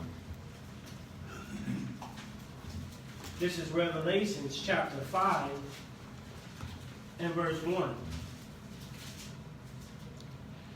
And I saw in the right hand of him that sat on the throne a book written within and on the backside, sealed with 7 seals. And I saw a strong angel proclaiming with a loud voice, who is worthy to open the book and to loose the seals thereof? So there's somebody there. There's a strong angel. Verse 3. And no man in heaven nor in earth, neither under the earth, Right, so that died. Go ahead. was able to open the book, neither to look thereon. So nobody was even come close to looking in this book, man. You had to be, this thing was high classified. Nobody that was in heaven or on earth, out of all the angels in the spirit world, there was nobody that was worthy enough to look in this thing. Go ahead. Verse 5. And one of the elders said unto me, weep not. Now that's verse 4. And I Verse wept 4. much. And I wept much, because no man was found worthy to open and to read the book, neither to look thereon. And one of the elders said unto me, weep not. Behold, the Lion of the tribe of Judah, the root of David. Right, the root of David, meaning the seed that came from David. Go ahead. Had prevailed to open the book and to loose the 7 seals thereof. And I beheld, and lo, in the midst of the throne and of the 4 beasts. So now the throne, so that's the throne of God, the Most High, and of the 4 beasts, and in the midst of the elders. So there were elders that's in the spirit world. Go ahead. Stood a lamb as it had been slain, So they seeing this lamb. Read. having 7 horns and 7 eyes, which are the 7 spirits of God, sent forth into all the earth. All right, so they can see that he had attributes. That's what the horns and the eyes represented. They were all spirits. And he possessed, this lamb possessed these 7 horns and 7 eyes, which were spirits that had been sent forth. Read. And he came and took the book out of the right hand of him that sat upon the throne. Which is the Most High. Go ahead. And when he had taken the book, the 4 beasts and the 24 elders fell down before the Lamb, Go ahead. having every one of them harps and golden veils full of odors, which are the prayers of the saints. And they sung a new song, saying, So they're singing. This is in the spirit world. Go ahead. Thou art worthy to take the book. So they're talking to somebody. They're talking to the Lamb that's standing before them. Go ahead. And to open the seals thereof. For thou wast slain. For you was killed. Meaning he did the right thing and he died. He was slain. Go ahead. And has redeemed us Stop. to God. No. You're reading too fast. Read that part again. And has redeemed us. And has redeemed us. So what is that telling you about those men that was talking to Christ? What is that telling you about them? That they was once here in the earth. Okay? Remember, we're reading 2 Corinthians 5 and verse 9. These people labored. They labored to be 2 Corinthians 5 and 9. Somebody shaking their head. No. I went back. We're in Revelations. We read 2 Corinthians 5 and 9, where it says, wherefore we labor rather being present.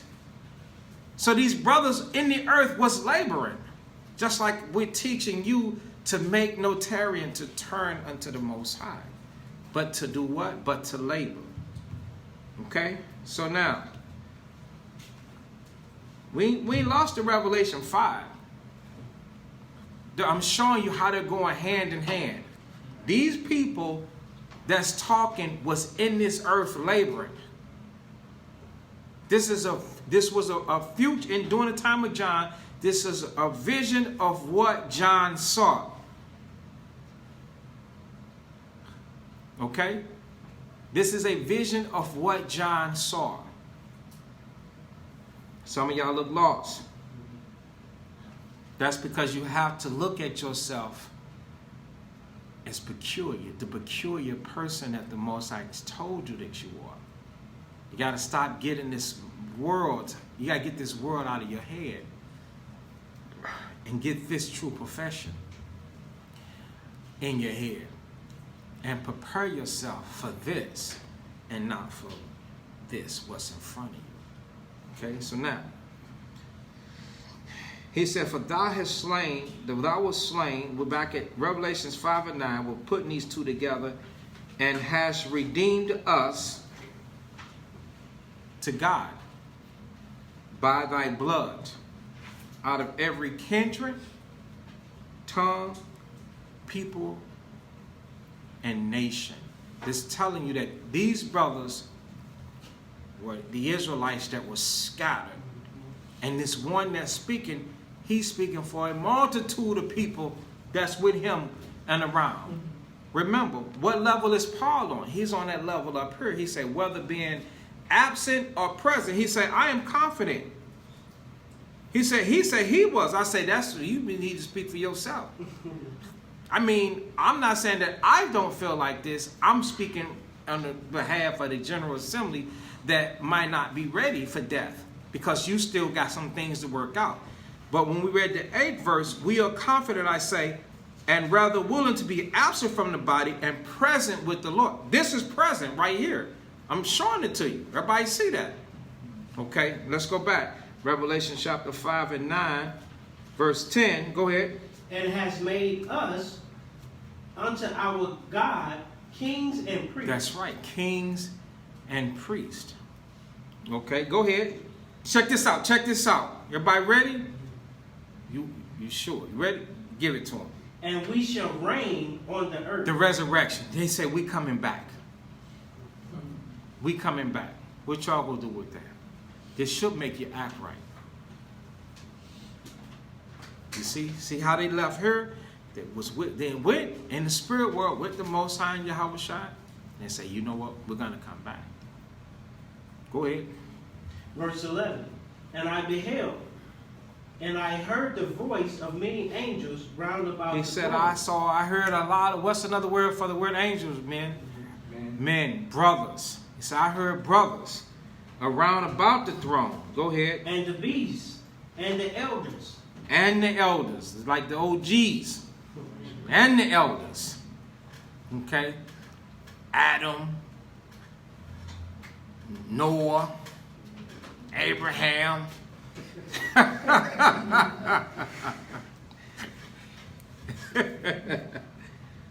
Go ahead.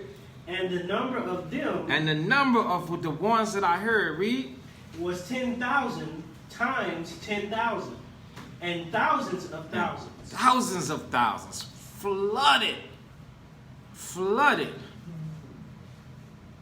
Flooded. That's where our people's at, man. That's why our righteous forefathers, that's where they at. That's what we labor to be accepted. Because we be accepted, and we get to be with the Lord. You don't let nobody teach you and tell you you're going to be dying, and you're going to die, and you just going to remain under the 6 feet dirt. You ain't going to tell me that. You can go to hell with that. I'm laboring to be with the Most High and Yahweh Shai. But this is if you dealing righteously. Now, if you don't, you ain't going to be in the presence of this. That's for sure. You ain't going to be in the presence of this. This ain't a place. It ain't no ghetto for you in the spirit world. You don't work like that, man. So let's go back to 2 Corinthians chapter 5. So now that we understand 5 and verse 9, we labor that whether being present or absent, we may be accepted in him. Okay, verse 10. For we must all appear before the judgment seat of Christ, that every one may receive the things done in his body, according to that he hath done, whether it be good or bad. Here's the point we came here. Go ahead. Verse 11. Knowing therefore the terror of the Lord. So knowing the terror of God, the Most High, or Yahweh Shai, knowing the terror of the Lord, we persuade men. we're trying to tell you. So if we know the fear of the Most High, how do we know the fear of the Most High? From experience. We're speaking from what? Experience and faith. Counting the Most High to be faithful when we read the scriptures. Oh, the Most High did this. The Most High did that. That's the faith. But we also have a little bit of, we have enough experience to speak out and try and reach you and say, no, you don't want no part of this. But are you going to believe it? Or do you have to find out for yourself? Some people got to find out the hard way. That's not how you want to find out, the hard way. You want to take our word. So our scripture say, ask your elders, they'll tell you. Okay? Let's see, is there more? Go ahead. But we are made manifest unto God. We are made manifest. The we that is talking about is those that are teaching this Bible. The Most High sees what we're doing. Go ahead. And I trust also are made manifest in your consciousness. You see that? And he said, I hope that what I'm saying unto you, it sticks with you. Because if it stick with you, it's going to help you develop the reverence for the Father that it takes. Because your understanding ain't going to clear up until it starts with all of the things that we've been going through Mainly starting with the fear of the Most High. Then when somebody talking biblical sense to you, Bible sense to you, and requiring of you to bring forth the fruit of the Bible, you'll have it. You'll have it inside of you. Because you've been working to be accepted of the Most High. Okay, so now let's lose that and go back to Psalms 111.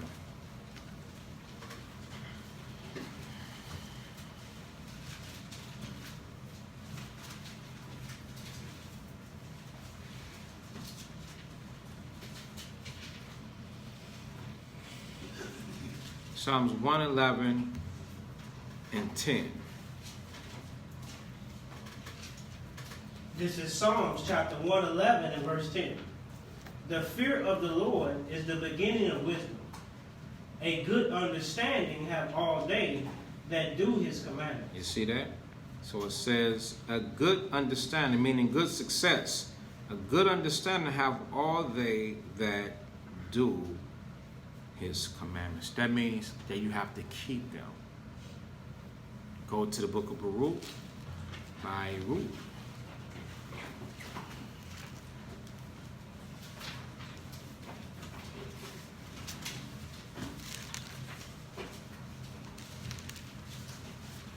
Baruch chapter 4.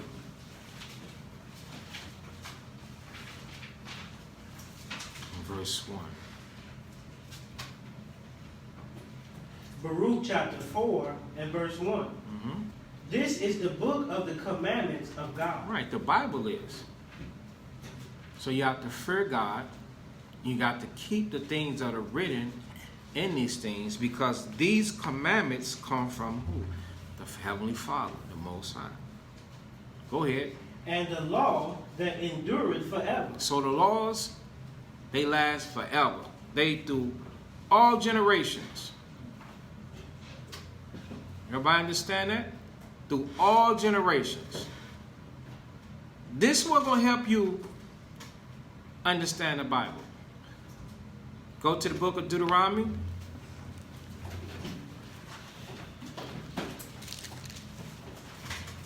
Chapter 4 and verse 5.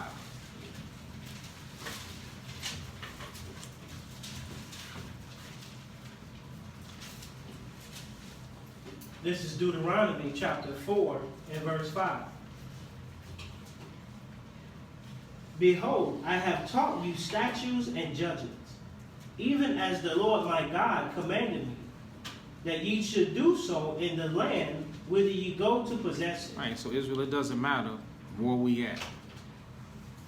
You have people that are in sin saying, oh, you can't keep the commandments because you in captivity. You in captivity because you didn't keep the commandments. What make you think the Most High just wants you to just forsake the way of living? He said it didn't do it forever. This is the book of the commandments of God and the law that endure forever. He taught us statutes and judgments, even as the Lord commanded me. That the Most High has given us a commandment to teach each other. You can't be mad at the brother or sister that's trying to teach you. You can't be in all despair, giving up hope, losing hope, this, that, and the third. You can't do that. You can't throw a guilt trip on one another. Oh, you teaching this to me, this is driving me crazy.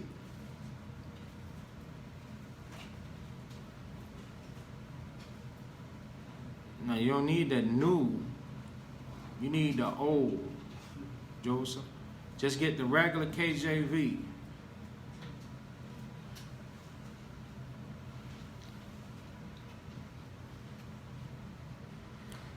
I have taught you statutes and judgments, even as the Father commanded us. We're under commandment to talk to you, Israel, that you should do so in any land. Verse 6. Keep therefore and do them. Keep them, Israelites. and do them. Go ahead. For this is your wisdom and your understanding in the sight of the nations, which shall hear all these statutes and say, surely this great nation is a wise and understanding people. What is the first nation that should see your application, your wisdom and understanding? What is the first nation that's supposed to see that? Israelites. Your own people. Are your people easy to deal with or hard to deal with? Hard to deal. Let's go to 2 Timothy.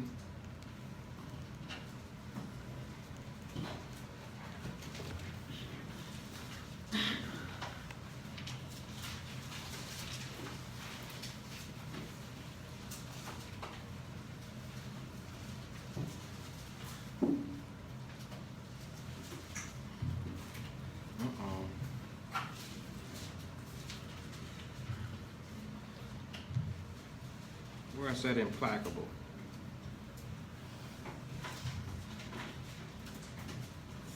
Romans 1. I'm sorry. 2 Timothy got a bunch of sins in it too. I want Romans 1. Go to Romans 1.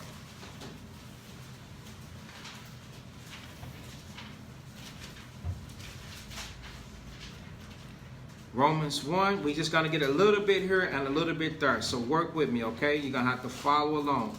Romans 1 and 28. Romans 1 and 28. Everybody got it? Going once, going twice. Go ahead. And even as they did not like to retain God in their knowledge. So it's not just sodomites and lesbians that don't want to retain the Most High. When you retain something, that means you hold on to something. You know how your joints, your knees, your ankles, and your feet, and all of that stuff hold water and they be swelled up and stuff? That's because that is retaining water. So you got people that do not want to retain the Father in their knowledge. You done talked and told this person 1,000 times. It's like they don't listen. I'm making a point here. Pay attention. Turn around. Pee-wee. Me and you. They did not like to retain God in their knowledge. You're going to run into people that don't want to hold on to what you said unto them. It's okay. They got the problem. Don't make it your problem. Because once you make it your problem, now you in sin. Now you're doing the wrong thing. Now the Most High, He ain't going to like that. He's going to correct. He's going to get you corrected. You ever been in the midst of something, you trying to help somebody, you trying to do something, you end up in correction? You're like, man, how am I in correction now? Because you did the wrong thing. Go ahead. God gave them over to a reprobate mind. God is telling you, let's not say you, them. They have a reprobate mind. Their mind is not functioning. Leave them alone. Stay with me. Read. To do those things. To do the wickedness. To do it. God let them do it. The thing is, I know it. We be trying to stop them. We be trying to stop them. I'm one of them too. Y'all ain't guilty by yourself. I'm guilty. We're trying to stop them. When we start applying these scriptures, man, we just stress is just going to be over and gone. The Most High gave them over, we going to have to give them over. There are people in the world like that. Go ahead. No. Now jump down. I just wanted the point. Now we're going to jump down to verse 31. Verse 31. Without understanding. Without understanding. What do they need to understand? The scriptures. We be trying to preach to people that don't understand the scripture. I don't understand why I can't do this. I don't understand why I can't do that. I don't understand this. I don't understand that. You be wanting to say you don't want to understand. You don't want to understand, do you? I do want to understand, but they don't break down and admit like Pookie. Pookie was like crusted all this, but it just be calling me. Remember how Pookie was saying that crack was calling them? They don't just admit, that the sin just be calling them. They be lying. I do want to understand. You don't. You want to do what you want to do. And now we fighting with them. You can't do that. Because our wisdom and understanding exceeds them. It does. It exceeds them. So you got to start living like, I'm better than what you're doing, man. I can't do what you're doing. I can't break these laws. Read. Without natural affection. They don't care about you. Without natural affection. You will find me, if I'm getting with, I'll be like, you don't love me, man. You can't tell me that you love me. That's not love. Without natural affection, because natural affection is a compassion to where people is going to respect how you think, what's good according to the scriptures, what's good for you. They're going to give you your due diligence. See, that's natural affection right there. I'm concerned about your mental state. If how I deal is going to destroy you, I ain't going to do that, man. Now, you might destroy yourself because you ain't applying the scriptures. That's a destruction I can't stop. But I'm not going to deal wrong with you because you want to deal in a way that appears to be right to you. Do you understand the difference? Okay. Somebody say, yeah, I'm going to go with that one because we'll be stuck there with me trying to explain to everybody. Some of y'all don't get it. Did it go over your head? Read it again for me. Without natural affection. Right, without natural affection. See? The scriptures teach us in Romans 15 that we're supposed to please our neighbor to his good or her good for edification. So we're going to please one another for his or her good for edification. We're going to stay in there until that person is it A, comforted, or B, gave up and don't give a F? A, comforted. Y'all got the right answer today, man. But are you doing it? Huh? Are you doing it? Are you hanging in there until the person that you got to deal with is A, comforted? Guess what? You got people that are without natural affection. They will leave you high and dry. They will leave you high and dry. You have got to have the spirit and mindset to function like this. And when you do this, this is going to help you to understand the scriptures. This is a growing process. A growing process. Okay? Go ahead. Implacable. Implacable. This is why I came here for this word. One word, implacable. What does it mean? Let's look it up.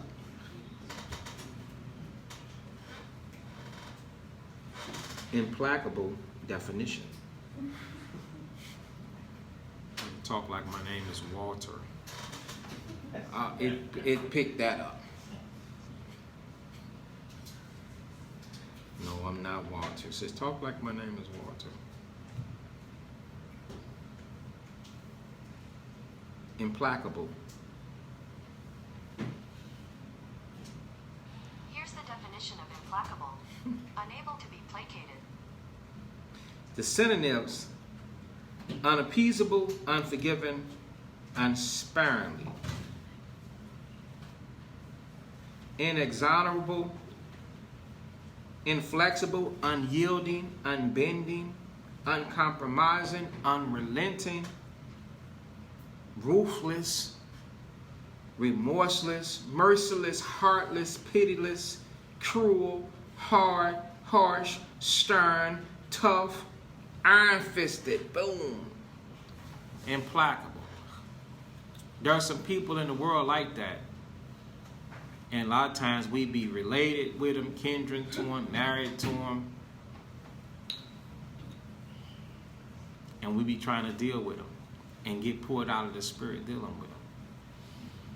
Remember, we came here from Deuteronomy 4 concerning this is your wisdom and your understanding in the sight of the nations. The first nation that we need to be trying to make sure that we live righteously in front of is the nation of Israel. The first, and that's what better be in your house. Can't be in Gentiles in your house. Shouldn't be Gentiles in your house. I know I'm gonna get that question. Well, what do I do if it's a Gentile in my house? Put the Gentile out your house.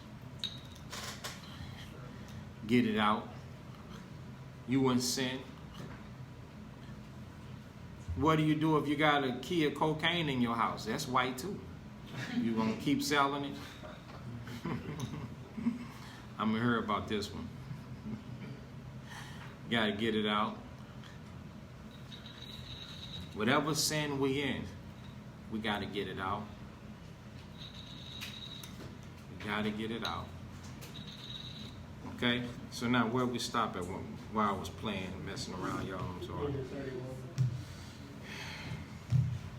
So that's why we came here, the implacable.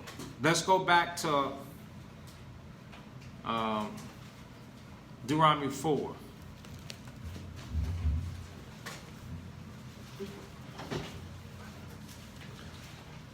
Y'all want to get the Edomite out? Get Esau out. The house.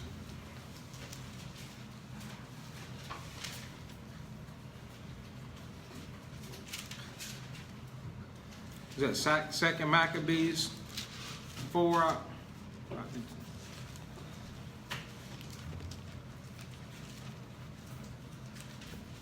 probably think I'm reading from a made-up book. They want it to be made up.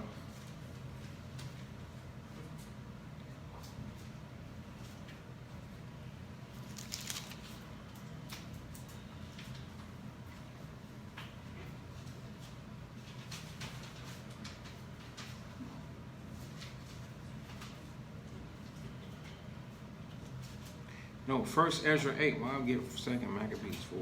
First Ezra 8. So I get First Ezra 8.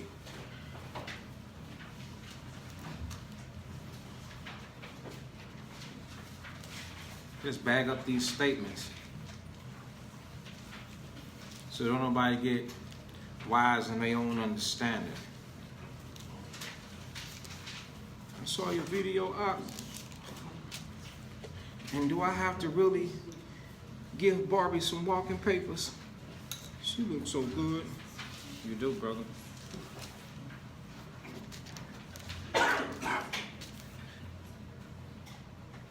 You know, and it's so funny, not funny, but we will clearly understand, we would want, an Israelite woman, y'all pay attention, especially you sisters. Y'all better guard y'all front and y'all back, because these brothers will throw you up under the bus for being wicked. You've been wicked as a woman, and the man, when he want to throw you under the bus, he wicked too, though. You see his dirt. He wicked too. But you got to go when in your wickedness.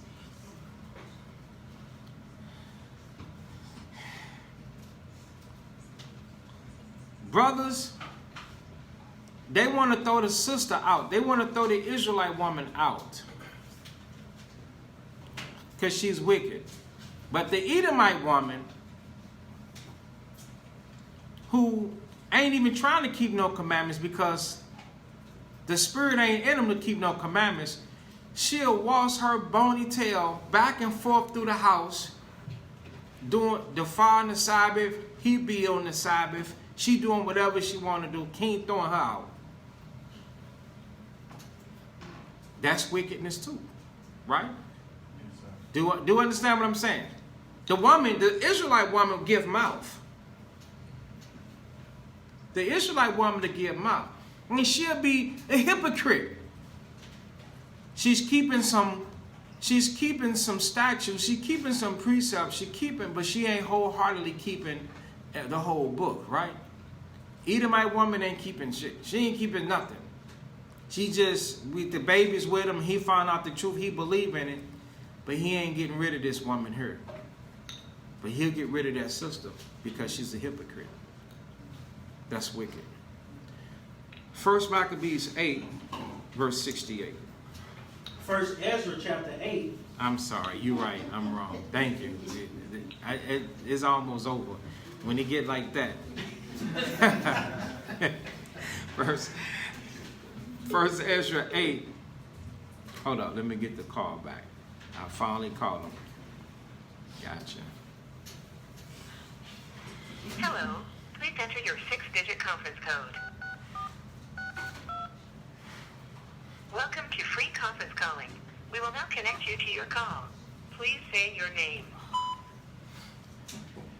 Please say your name. No, I'm not saying nothing.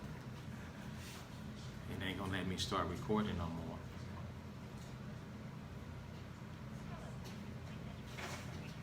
You can't hear over the phone. That's because it stopped them calling back.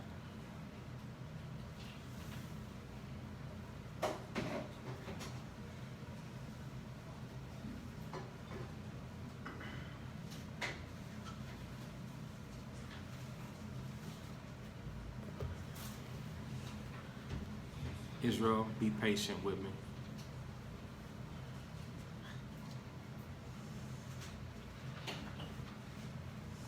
Hello. Please enter your 6-digit conference code. Let me finish recording. Welcome to free conference calling. We will now connect you to your call. Please say your name. It ain't gonna let me do no more recording. All right. Please say your name. All right. That's not right. 1 Ezra 8, 68. Read it. This is First Ezra chapter 8 and verse 68. Now when these things were done, the rulers came unto me and said, the nation of Israel, the princes, the priests, and Levites, have not put away from them the strange people of the land, nor the pollutions of the Gentiles, to wit, of the Canaanites, the Hittites, Perizzites, Jebusites, These are all Africans. Go ahead. and the Moabites, Chinese, Egyptians, more Africans, and Edomites. and Edomites. Go ahead. For both they and their sons have married with their daughters. So these are adults. These are adults. For they and their sons have married with their daughters. So the leaders, the men and their sons, had jungle fever. Every time you see somebody, they sporting some Asian, some African, some Edomite, they're sporting it. These are adults. It's supposed to, they're supposed to be adults. That's the jungle fever that you see, the mixed couple. It's the same thing that's going on today. You go to the grocery store and you see that couple is wrong. You're supposed to look at that and be like, that's wrong. No. And you're supposed to teach your children, that's wrong. If you don't tell them that it's wrong, how's they going to learn it? When we go back to Deuteronomy 4, it's going to tell you to teach your children that.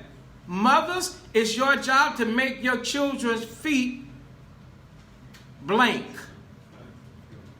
What is it? Fast as a pillow? Okay, right. Strong as a pillow. That means strong. So you have to teach your children that and say that's wrong. You have to marry what type of woman? An Israelite woman? Anybody else? A woman of your own kindred. A woman of your own kindred? Okay. Anybody else? I'm looking for something particular. A woman of the Lord. A woman that serves the Most High. A woman of Israel in your tribe that serves the Most High. Got to be detailed. Because you're not detailed, you be like, oh, okay, this is an Israelite. She running around, don't care about nothing. She got a sparkle in her hand. Yo, baby. He like, well, mama said I got to marry an Israelite. She run around with a sparkle in her hand. This is an Israelite. No sparkle, son. We were in slavery. We were in slavery. What book and chapter? We at 1 Ezra chapter 8, and we're finna read 70 now. Give them a moment to get it. 1 Ezra 8 and 70. For both they and their sons have married with their daughters, and the holy seed is mixed with the strange people That's of right. the land. And the holy seed. We got the holy seed, right? You can't mix it. You can't put that into the strange people of the land. No. They want to be nice to you. She was polite. They want to give you money. No, keep your politeness and your money. Can't do this. The Most High will plague you with that. Go ahead. And from the beginning of this matter, the rulers and the great men have been partakers of this iniquity. And have been partakers of this iniquity. Let's read. Let's get the definition of iniquity.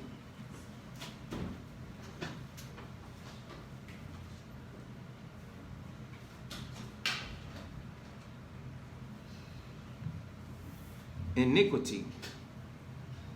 Here's the definition of iniquity: immoral or grossly unfair behavior. Immoral or grossly unfair behavior. The synonyms: wickedness, immorality, impropriety, vice, clamp, you in a trap, evil, sin, iniquity, sin, atrocity, criminality. So you're a criminal. You got a woman of a nice nation, you're a criminal. You got an Edomite, you're a criminal. Outrage, obscenity. There's a couple more. Transgression, wrongdoing, violation, offense.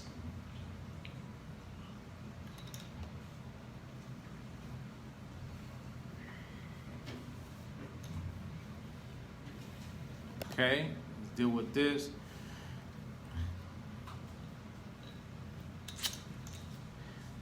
There's nothing you can do at this point. Don't do nothing. Peace be still. You in there. You in there. Okay? Tobit. Someone said, you said to marry the same tribe. So I'm married to a man of the tribe of Judah, and I am of the tribe of Zebulon. So are we wrong? Go to the book of Tobit.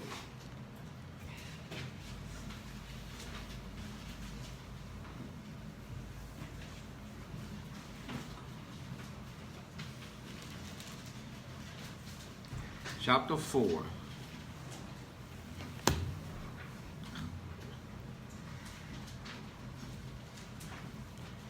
Verse 12, I'm sorry. Tobit chapter 4 and 12. And Sister Zebulon Queen, do not bug out. There's nothing you can do. If it was an Edomite, I tell you, put him out the house. Nah. Yeah. Scripture say, make no terror and turn to the Lord. But Israel, you will know, for the Israelites that are in situations, marriages with the nations, and you have children, you must dissolve those sinful arrangements, but you still got to obey the powers that be. You have to parent the child.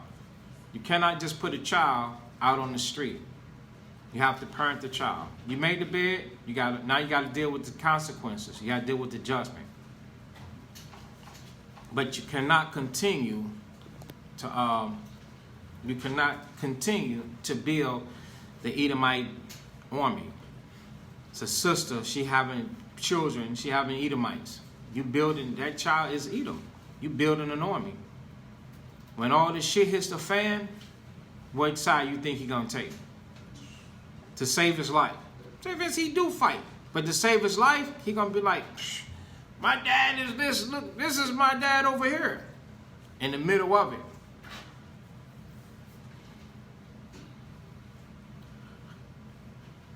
Okay?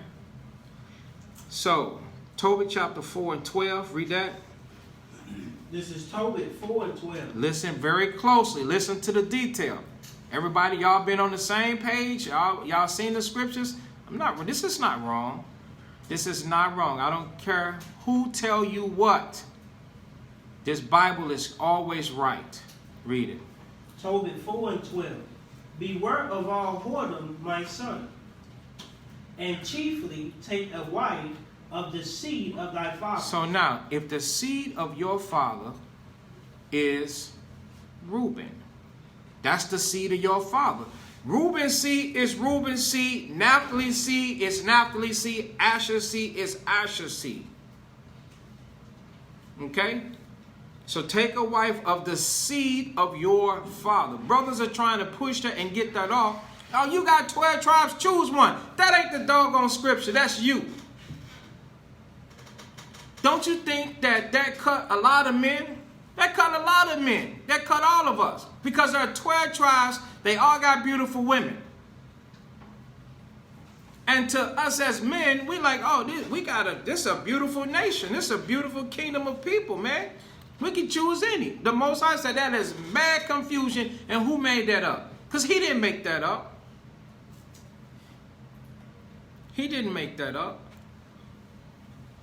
Now, we do have a big, problem that's kind of hard to resolve at this time, which I won't go into. I don't want to mention. I don't want 1,000 questions behind it because I want to get back on the lesson. But this is the correct and proper way from the beginning. Okay? Go ahead and take not a strange woman to wife. Right. So a woman from another tribe will be considered strange in regard. She's Israel, but she will be strange in regard to what the Most High is telling you to do. Read. Which is not of thy father's tribe. What are we going to do with that? Which is not of your father's tribe. If your father's tribe is Simeon, which is not of your father's tribe, and then you bring a woman from Manasseh there, is not that woman strange to Simeon? Yes. She's not Simeonite. She's Manasseh. She's or Ephraim or Levi or Issachar, which is not of your father's tribe. Okay? It says it right here. Brothers don't want to do that because they're thinking with the wrong part. They're thinking with the little man instead of the brain, the spirit. They like the attraction. They like the opposites always attractive. That's why Israel don't want to let Esau go. The thing that's forbidden for them, they say, I got to have it, man. I hear you, brother. I hear you, but I got to have it. Well, you're gonna be judged for having it. Wanting to have it, happen to have it. Whatever tribe you from, there are some beautiful women in that tribe. What tribe we be in? So-called African Americans, we believe that we are the tribe of Judah. Why? Because when you read Joel, the 3rd chapter, it tells you that Judah was sold to the Grecians by Tyre and Sidon and all the coast of Palestine. Okay? They look like you. And I know that statement, somebody might be, oh, well, you can't go off looks. All right, you're right. Let's continue. For we... No, we're not. Stop. For are you a mixed? Well, whatever your dad was. Whatever your dad was and what his dad was. You got to get to the bottom of a man. If your great-grandfather was Esau, then you're in the wrong spot. You Esau. You got to find out what your parents were. This is Bible. He mixed. Well, find out and let me know, sis. This is not personal. This is Israel coming back to our God, the Most High. And we have to return unto the Most High, and this thing run free course without it being stopped, without it being mixed with emotions. He Mexican, my dad father. So then that would mean that your dad was Mexican, so-called Mexican, and then that would make that you so-called Mexican, but you look like Judah. And we believe, that that's Issachar. So then that would make you Issachar. Regardless of how you look. That's why I said, okay, I'm going to take it back. We don't go off looks. Okay? So if you're my Mexican, he Mexican, my dad, father. So if your grandfather was Mexican, then that made him Mexican regardless of how he looked. You got a lot of Mexicans that look like Judah. Dark skin. Okay, you got light-skinned Mexicans, dark-skinned Mexicans, but then don't worry about how it looked. It's the spirit. Christ said, my sheep hear my voice. The spirit of the Most High's people are going to hear the voice of Christ. That's how you know. Some could be light, bright. Don't shorten them. Filter them through this book. Just open it up. If they flee, it ain't for them. If they get it and they walk in it, and the Most High Spirit behind it, you can tell if the Most High Spirit behind it, because they're going to be committed. They're going to be dedicated. You can't do this without the Most High. The Most High said His Spirit gathered this together and commanded this thing. Not man. This ain't the will, this ain't the will of the flesh, nor the will of man. This of the Lord right here. Okay? So now, let's finish. For we are the children of the prophets. Right, for we are the children of who? The prophets. Go ahead. Noah, Abraham, Isaac, and Jacob. Remember, my son, that our fathers from the beginning... So he's going to tell you what happened from the beginning. That our fathers from the beginning... Go ahead. Even that they all married wives of their own kindred. Of their own kindred, meaning their tribe. Go ahead. And were blessed in their children. And their seed shall inherit the land. And their seed, meaning their children, shall inherit the land. Okay? Go ahead. Verse 13. Now therefore, my son, love thy brother. Love your brethren. It's talking about your tribe. Go ahead. And despise not in thy heart thy brethren, the sons and daughters of thy people. Go ahead. In not taking a wife of them. Right. So if I'm from Judah, then I'm not to go shopping. You understand? Because the scriptures say, that's despise not in my heart thy brethren, the sons and daughters of thy people. The sisters in Judah got short hair. They big mouth. They hood, they ghetto. They did say that. So I'm going to despise them. Then I'm going to look into the other tribes. Because the Most High has inherited every tribe an inheritance. Every tribe an inheritance. So we have to stick to the inheritance of our Father. That's how it was from the beginning. But now all things are so mixed and screwed up. The Most High is going to straighten it out. Our job is to return Israel back to the original state of things. Okay? Go ahead. For in pride is destruction. So the Lord said doing that is pride. Doing that in pride. For in pride is destruction. Go ahead. And much trouble. Right, and much trouble. Okay? So hold up for a second. Hey, just get the download. Leave the selling of Barnes & Noble and after the Sabbath. Okay, don't promote them right now. After the Sabbath. Just tell the brother to inbox you. Okay? Somebody could, if you're interested, Uzziah, drop the precept so that they could read it. With Tobit 4 and 13. So that's pride. Okay?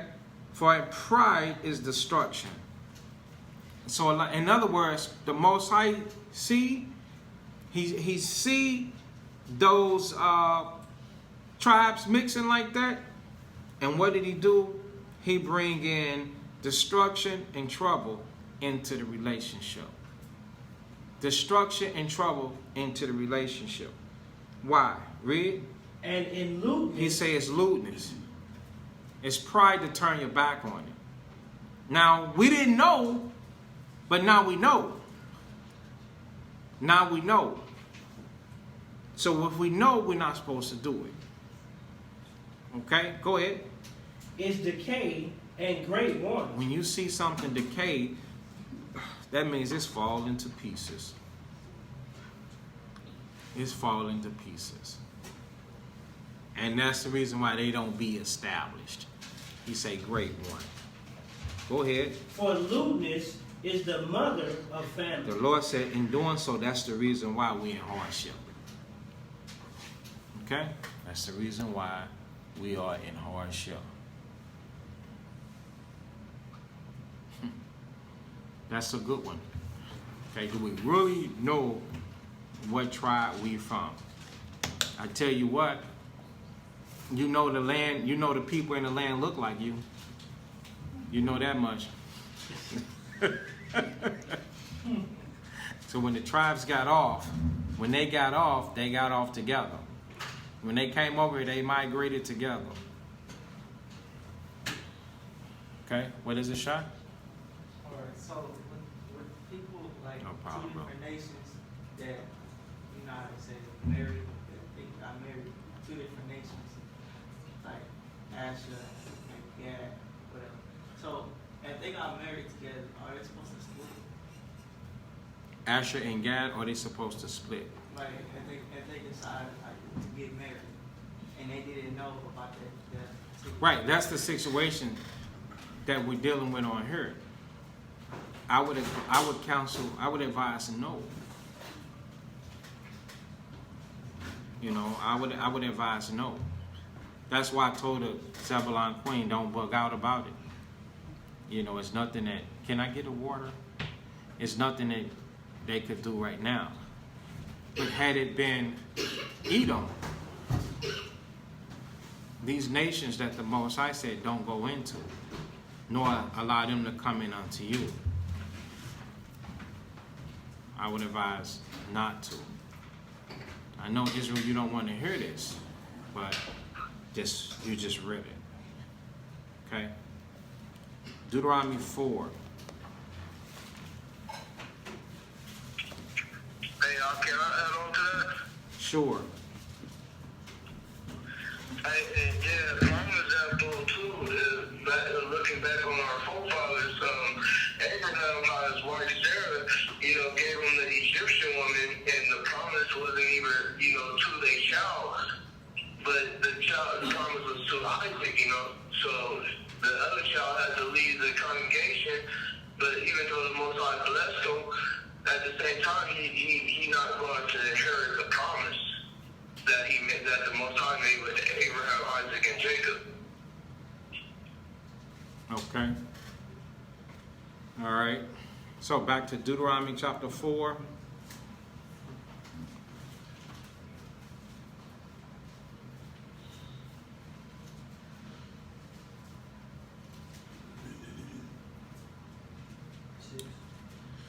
Yep. Deuteronomy 4 and 7. It is. Start there. This is Deuteronomy chapter 4 and verse 7. For what nation is there so great, who have God so nigh unto them, as the Lord our God is in all things that we call upon him for? And what nation is there so great, that hath statutes and judgments so righteous, as all this law, which I set before you this day? Right, so you see that no other nation or race of people has the Bible. No other race or nation of people have the Bible. Okay, so they say, oh, a white man wrote the book. How? The Bible says that nobody has this. They have it.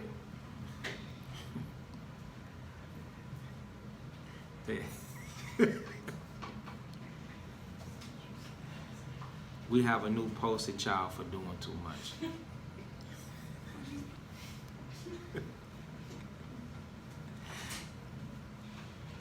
They don't do it. You understand? They don't do it. Okay? There ain't no nation great that have these statutes and judgments as we do. Verse 9.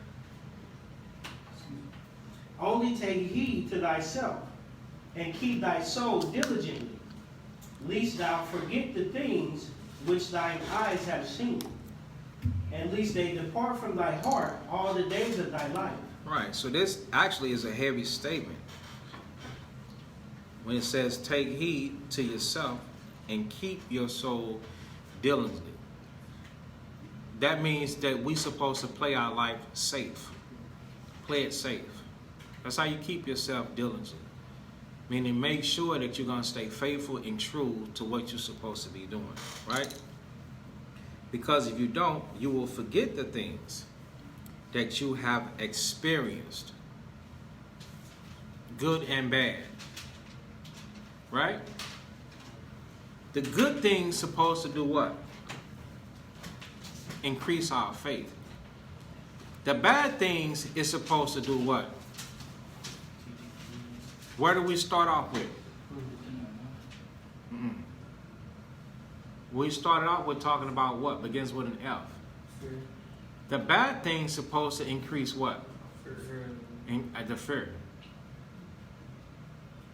So these things go hand in hand so that we do not allow it. It says, lest they depart from thy heart all the days of thy life. That last sentence right there, how long will the Spirit leave you? How long will the Spirit leave you if you don't take heed unto it? All the days of your life. That means it'll go and it'll be gone forever. That's not what we want. Everybody understand that? You're supposed to have the fear of that. David had asked the Most High not to take the Holy Spirit from him. Because if the Holy Spirit go from you, it ain't going to return. Did y'all know that? Go to Proverbs.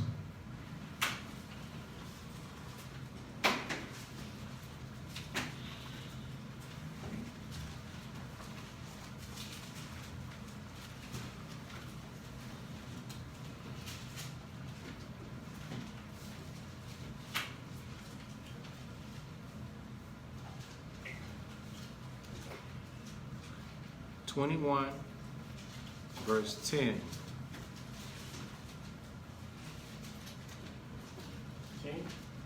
No, what is it?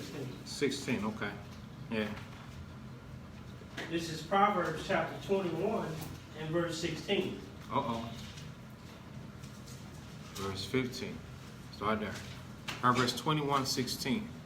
16 and 15.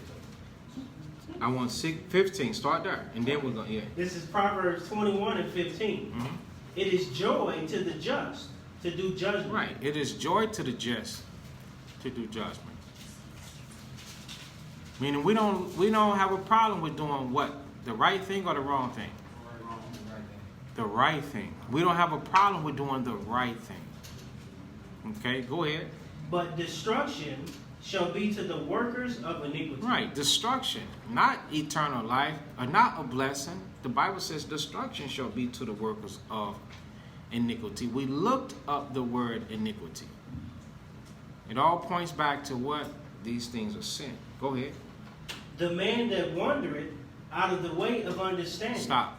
Imagine yourself like a child. You ever been somewhere with a child and you let his hands go and then they see something? The first thing they do is they see something. They look and then they go towards it. You're right here. The child is over there. The child looked and they walked away. They wondered. And then once they get to that spot, now imagine you in the store. They get to that spot and they turn a different direction and they see something that way.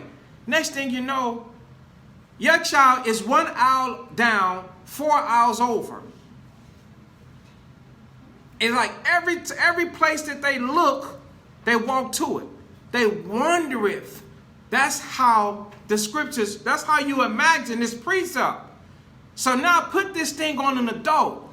There are things outside of the scope of the scriptures that you look at and you go and get it. And the Lord say, no, you're supposed to have the yoke of the Christ upon you. Meaning the teachings, the don't do it. Thou shalt not. It doesn't matter what language you translate that into. It's still telling you don't do it. So read it. The man that wandereth out of the way of understanding shall remain in the congregation of the dead. He's lost forever. If you go out in the congregation of the dead, what is the congregation of the dead? You know, hell enlarged itself, the two parts that's going to be cut off. The Lord said, you just making that part big and busy. You ever heard the saying, you're going to bust hell wide open, boy? You're going to stay out there because you made mockery of the Lord.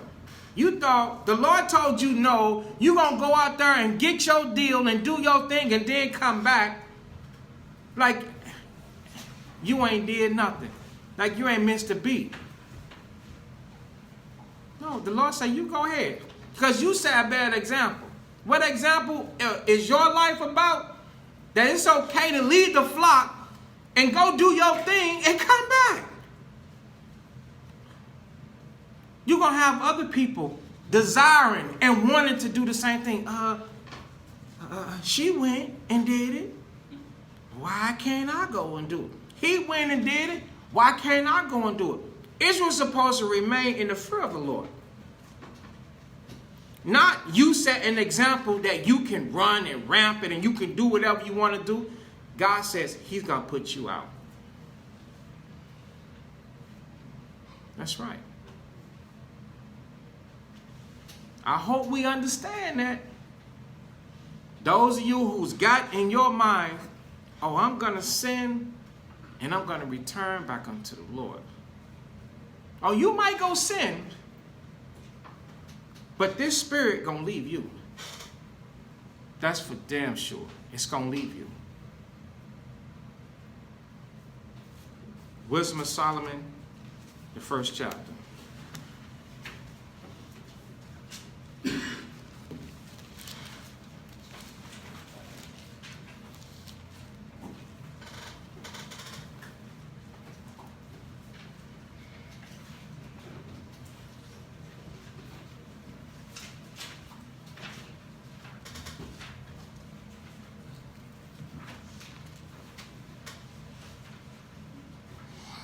Wisdom of Solomon, chapter 1. I'll read 1, speed up a little bit, give it to you in 2 or 3. Got it? Love righteousness. The first thing the Lord is saying, we should be in love with it, man. I see people on here all praising. I love this truth. I love this truth. Great, good, all praise. We should love it. Ye that be judges of the earth. Now, most of you not in a position to be judging anything. You're in training. You're seeking to be judged. You're seeking to be rulers. You're seeking to help others from your experiences in life. But you got to stop failing your experiences in life. You got to stop hating your experiences in life. We went through Thursday on how to accept those things. The scriptures say, and we're going to Ecclesiastes 2, that be patient without a change to a lower state. Whatsoever is brought upon thee, take cheerfully. You know, that's talking about the experiences, your life experiences. So when it says be patient, meaning be positive. Be positive. You got to understand, okay, let me be positive, let me be long-suffering, teach me to suffer. Teach me to endure things that are contradictory and things that oppose me. Teach me to bear the marks of the Lord in my spirit and in my flesh, that nothing shall take me away out of the Spirit of the Most High, out of the Spirit of Christ.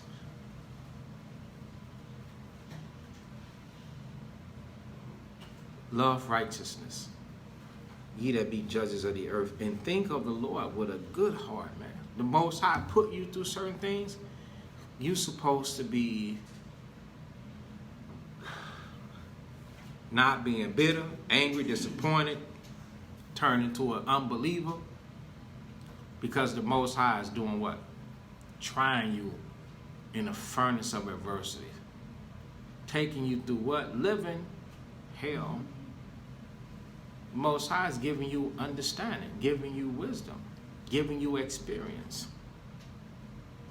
And in simplicity of heart, seek Him. I mean, don't make it hard.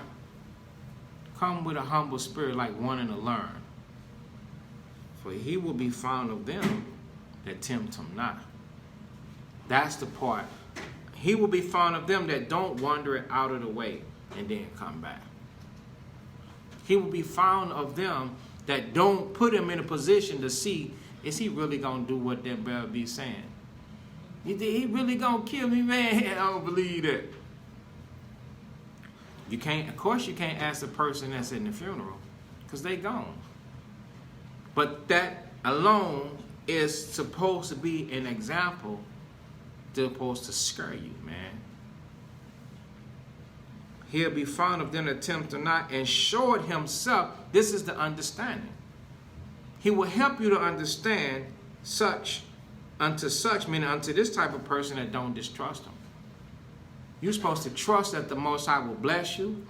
If He say He gonna bless you for keeping the commandments, you're supposed to trust that the Most High will bring judgment if He say He gonna bring judgment.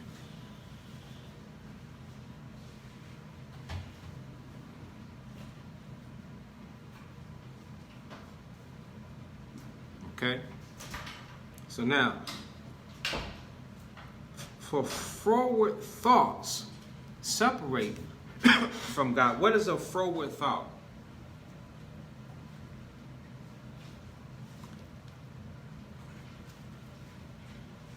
Evil thoughts. Let's get the definition. Forward. Forward.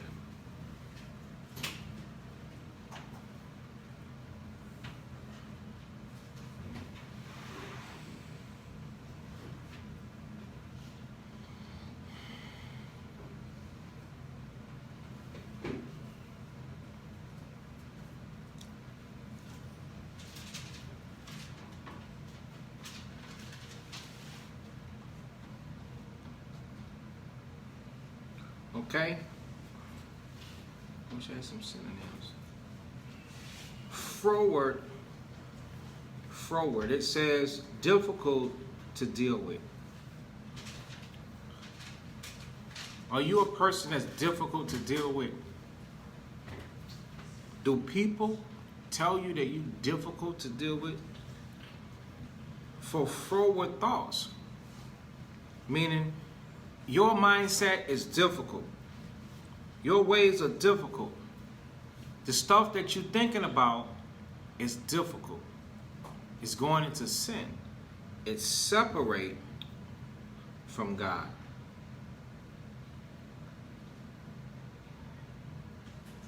Let me see if I can get another one with some synonyms.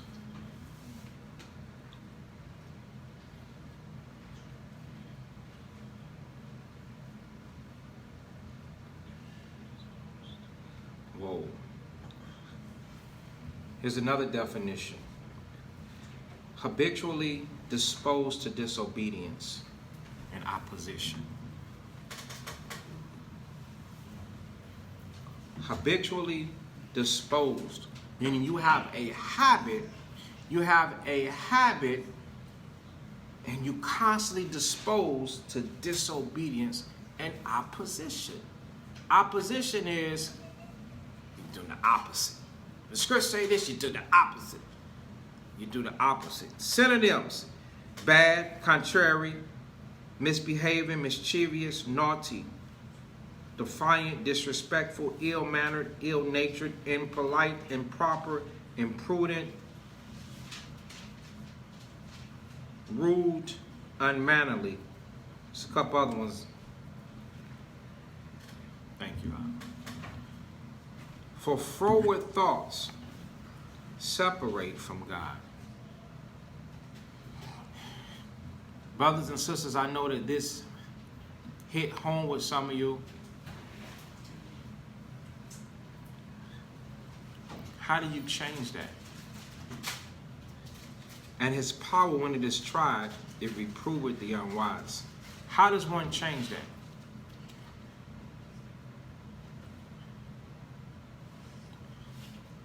How does one change it? Psalms 19.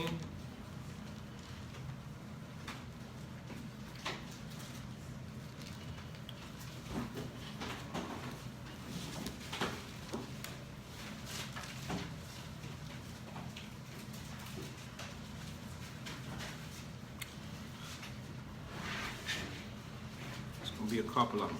Psalms 19 and 7, read that. This is Psalms 19 and 7. The law of the Lord is perfect, converting the soul. Right, so you got to deal with the laws. The law of the Lord is perfect, converting, meaning changing the soul. Go ahead. The testimony of the Lord is sure, making wise the simple. Okay, go ahead. The statutes of the Lord are right, rejoicing the heart. The commandment of the Lord is pure, enlightening the eye. All right, so you got to deal with the commandments. Okay, go ahead.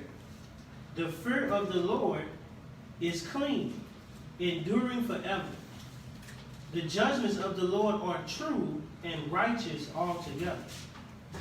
Here, go ahead. More to be desired are they than gold. Stop right there and say that you should desire this more than money. Go ahead. Yea, than much fine gold. Than much fine gold. Okay, because the finer the gold, the more the money is worth. Go ahead. Sweeter also than the honey. Right, you're supposed to be like sweet. Get the understanding of the scriptures. You're supposed to be like sweet. You're supposed to be praising the Most High. Go ahead. And the honeycomb. Moreover, by them is thy servant warned. Right, moreover, by the same precepts, Israel, we get warned. Go ahead. And in keeping of them, there is great reward. Right, not you get to stay out forever. For good, you got to, in keeping of these, there's a great reward. What is the great reward? The wisdom of the Most High, the understanding of the scriptures. Go ahead. Who can understand his errors? Who can understand his errors? Man alone cannot understand his error. How? This is how you get rid of forward thought? Yes. Yes. This is how. By letting the law convert you. Understanding that the statutes are right. Understanding that they're supposed to enlighten your eyes, not darken your eyes. Okay? And understanding that they are true and righteous altogether. Understanding that you should desire them more than gold. Yeah, sweeter and more fine gold, meaning much money and sweeter. You're supposed to look at this stuff like this better than candy. This better than your favorite meal. It put honey in everything. Okay? Moreover, by them you get warned. And in keeping of them is great reward. Okay? Go ahead. Who can understand his errors? Mm-hmm. Cleanse thou me from secret faults. Right, cleanse thou me from secret faults. So the things that we don't know, we ask the Most High in Christ to cleanse us from secret faults. Okay. So this is somebody that they in sin and they don't want to be in sin. They in sin and don't want to be in sin. They asking the Most High to show them the things that they don't know. The secret faults are not things that they are keeping in secret. These are things that are hid from them that they're not really aware that they're doing wrong. Go ahead. Keep back thy Keep servant. back thy servant also from presumptuous You see the sins. difference? The presumptuous sin is things that I know I'm doing wrong. Some of you sinning and breaking the laws, and you know that you sinning and breaking the laws. So you're supposed to ask the Most High to keep you back from those things that you are doing wrong, and you know that you're doing them wrong. So when he keep you back from that, he's going to have to send somebody to you and correct you and tell you, nah, man, that's wrong. And they're going to have to attempt to instill the fear of the Most High in you by teaching you. Now, I'm going to leave something out. I'm going to see if y'all going to get it, okay? Ready? The laws, the statutes, the commandments, and blank. What did I leave out, Randy? The laws, the statutes, the commandments, and y'all don't hear the answer. The laws, the statutes, the commandments, and blank.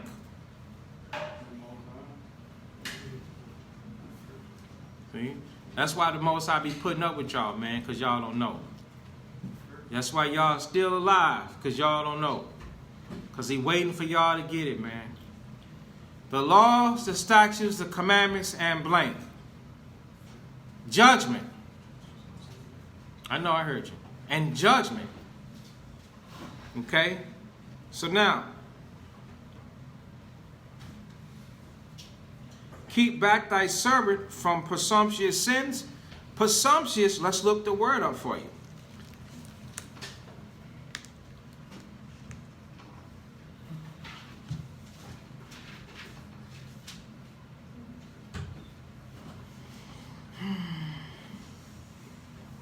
Presumptuous.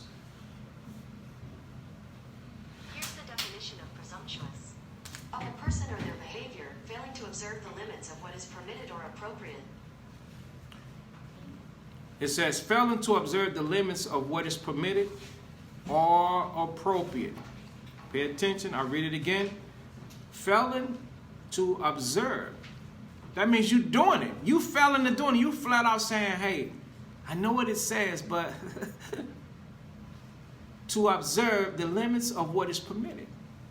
So you intentionally doing it, or it's appropriate. You get inappropriate on this thing. So David said, keep me back from failing to the limit. I don't want to go past the limit because it's a statute of limitation. I can't go beyond that statute. I must stop. You got to yield, man. You got to put it into your mind, yourself, that I must yield. And guess what? Somebody going to come up to you. If you asking the Most High to help you with this, somebody going to come up to you and they're going to try and stop you. They're going to stop you by counsel. They're going to stop you by correction. Are you listening unto them? They're trying to say you going over the limit, man. You can't do that. That's them trying to stop you. You see how much is in this Bible? It's a lot, ain't it? This is actually trying to save your soul from destruction. Are you listening? Or are you just breaking past the stop, the barrier, the guardrail, the watchman? Read the next part. Let them not have dominion over me. Let these things not have dominion over me. What are these things? The sins. Let them not be so powerful that I'm going to push my guard away. My watchman, my help. I'm going to push him away from me. Don't let them be so strong that I want to hear from him. I'm going to demonize him. I'm going to turn him into how he is no important. Guess what? You have just killed and destroyed your Savior. That's right. The Most High has raised up Saviors. We in Christ's stead right now. And we're trying to come between you and destruction. Remember 2 Corinthians 5? Knowing the terror of the Lord, we're trying to persuade you. We're speaking from experience. We're not guessing at this thing. We're walking the walk. And now we have a right to talk this talk. And we're trying to stop you from bringing this type of destruction down upon you. Go ahead. then shall I be upright. Right. When you allow us to stop you, and the Most High show you these presumptuous sins, yo, man, you going past the limit. You finna go over the limit. And you can acknowledge those things, then you're going to be upright because we were able to stop you. Go ahead. And I shall be innocent from the great transgression. And I shall be innocent from the great transgression. That means I will not be responsible for what? A lot of sins. Great means a lot. If somebody say, I got great wealth, do they have one piece of paper that's worth a lot or one coin that's very valuable? No, they have many coins. So great represents a lot of sins.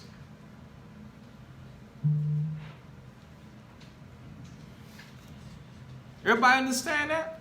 This is something that we supposed to be meditating and thinking about ourselves. This is the only way you're going to understand these scriptures and why somebody coming unto you and how you supposed to live. Go ahead. Verse 14. Let the words of my mouth and the meditation of my heart be acceptable in thy sight, O Lord, my strength and my redeemer. The only way they're going to be acceptable is if you refuse to sin. You got to learn how to refuse to sin. Psalm 119.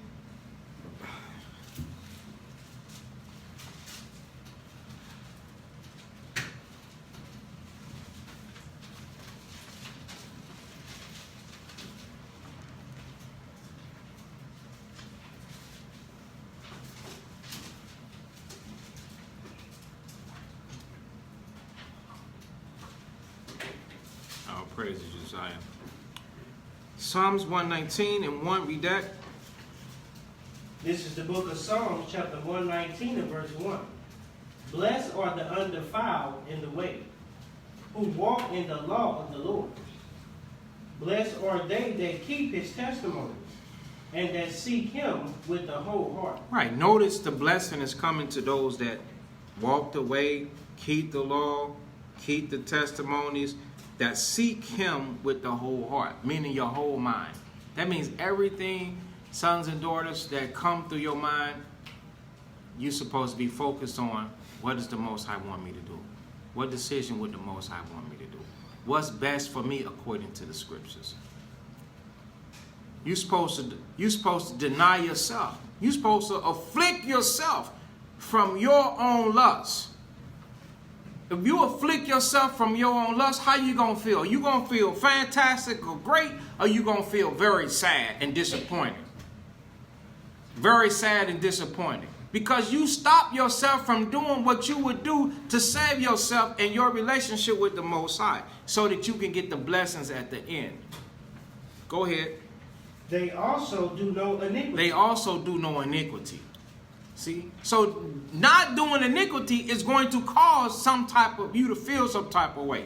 Go ahead. They walk in his ways. They walk in his ways. Go ahead. Thou hast commanded us to keep thy precepts diligently. Thou hast commanded us to keep thy precepts. With what type of spirit? Diligently. That means with some hustle.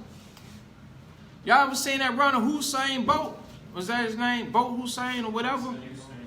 The dude that's quick? Yeah. So you're supposed to run to these precepts like this. Pew! Some hustle. You're supposed to run. This is where the blessing comes from. From time to time, every now and then, one of my children, they'll let something out. Dad, how you get blessed? How you get this and how you get that? I said, man, you just got to keep these commandments. Now, the average person don't have this and don't have that. I don't really think about it until one of them say something. I'm like, you know what? You're right, but hey, all praises to the Most High. I work hard, man. But the first and foremost work is the laws, statutes, and the commandments. And sprinting to these precepts. Let me do this. Regardless of what I think, regardless of how I feel, regardless of what I want things to be like, my first priority is the precepts, the laws, statutes, and the commandments, and the precepts, and accepting the judgment, regardless of what the fate is. If I don't want a heartbreaking, devastating fate, then I got to make sure that I stay in the spirit and humility of the Most High and Yahushua. Everything else, it falls upon us. You can't help it. But if I don't want the devastating deal, I got to stay in the spirit of the Most High in Christ. You can dodge the great transgression. You can't dodge everything, though. Some judgments are going to fall upon you, man. Go ahead. Verse 5. Oh, that my ways were directed to keep thy statutes. Then shall I not be ashamed. How many of you are feeling ashamed? You don't have to raise your hand. How many of you are feeling ashamed? All you got to do is ask the Father to direct your ways to keep his statutes, to avoid you being ashamed.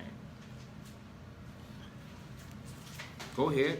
When I have respect unto all thy commandments. See that? So it's possible for Israel to have disrespect for some of the commandments. Disrespect for some of the commandments. We need to have respect unto all the commandments. Everybody understand that? Go ahead. Verse 7. I will praise thee with uprightness of heart, when I shall have learned thy righteous judgment. When I shall have learned. How did David learn the righteous judgments of the Most High? Because the Most High beat him. The Most High beat him. He beat his body. The Most High took his money. The Most High took his family, broke his house up, took his wives. He learned that the judgments, the consequences that came from sinning against the Most High was righteous because he broke the laws. Go ahead. Verse 8. I will keep thy statutes. I will keep thy statutes. We don't want to be on the downside. What is the downside of this? After you get judged, now you want to keep the statutes. And you want to keep them now. Before something happens. Scripture say, humble thyself before thou get sick. You have to get out in front of the judgment, Israel. That's why it says, make no tarrying to turn, and put not off from day to day, for suddenly shall the wrath of the Lord come forth, and in thy security, you can end up being destroyed. Go ahead. Oh, forsake me not utterly. Wherewithal shall a young man cleanse his way, by taking heed thereto according to thy word. Right. So how will we cleanse our way? By taking heed. By taking heed. Go back to Deuteronomy chapter 4. We'll be finishing here.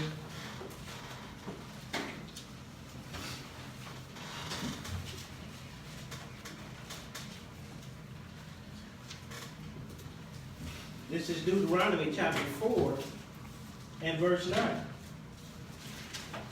Only take heed to thyself, and keep thy soul diligently, lest thou forget the things which thine eyes have seen, and lest they depart from thy heart all the days of thy life. Right. So that's what made us drift away, to show you that they would depart from thy heart all the days of your life, to show you that this is talking about forever. We went to Proverbs, was that 27?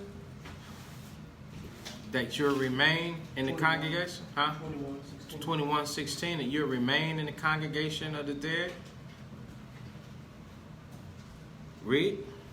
But teach them thy sons, and thy sons' sons. But teach them to your sons and your sons' sons. Do you know that the life, the way that we're going now, that we're not even living to see grandchildren old enough to be elders and seniors in their life, to where we're teaching them. We got to turn that around. And it starts, you children, you gotta be subject to your parents to where your parents can teach you, because there are children that watch this too, with their parents.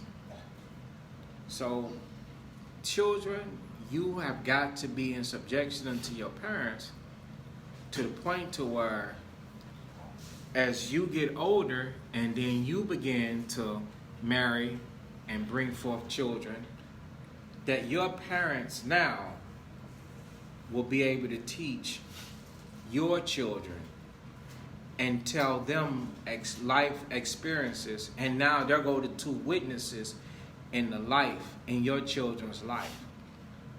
And they'll be able to see, according to the scriptures, that, hey, my dad, you being a parent, my dad was righteous. My dad taught me the commandments. And then your children will be looking at the grandparents like Pawpaw or Mama and all this, that, and the third, and they'll have some love, they'll have some respect, because they'll see that in the old age, parents, grandparents and things like that, they're very lovable and stuff like that, and they full of sayings that are out of this world, man. And children like to talk to older people because older people tend to be less abrasive. You know, they kind of tender and soft-hearted. They're kind. You understand? And so you can get words across to babies, to children. And as they get older and they still a part of the life, then they're like, that's my grandfather. You know, he been around, he knows this. You understand? We could tell them of days of old and explain to them. So that process can only be made available in a righteous setting. But if you children, if you go astray and you just sow your seeds out in the jungle, it's going to stay out there. It's going to stay out there. Wisdom of Solomon 4. I know what I said, y'all.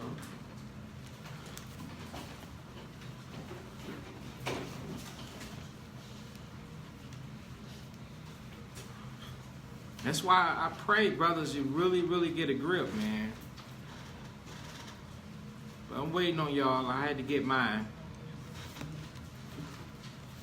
So I ain't rocking you, breaking you.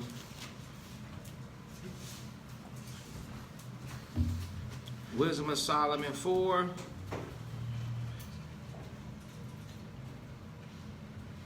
And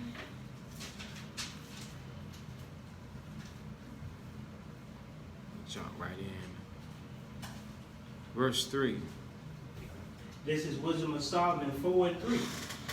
But the multiplying brood Children, go ahead. of the ungodly Wicked, go ahead. shall not thrive, All right, you ain't gonna live long.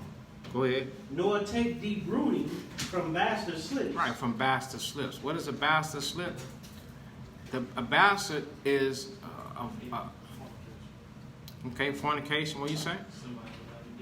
Somebody without a daddy. So that's the definition of a bastard. Like maybe, yeah, I was going to say something else. Yeah, somebody's father who left them. He's illegitimate. He's not legit. You understand? He didn't come from your wife. He came from the booty call. So when you growing up and you just got that spirit, and we said that illegitimate. It's out of wedlock. Why they get? I don't want to like or nothing like that. Synonyms got some heck of a synonyms: a villain, a rogue, rascal, weasel, snake. This is born out of wedlock.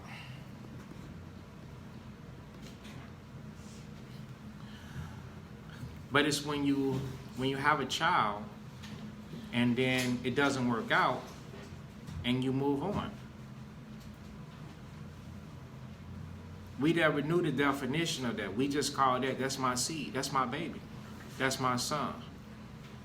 Now I got a son in Texas. I don't, but that's what brothers be like. I got a son in Texas. Got a charger for this iPhone? I got a son in California.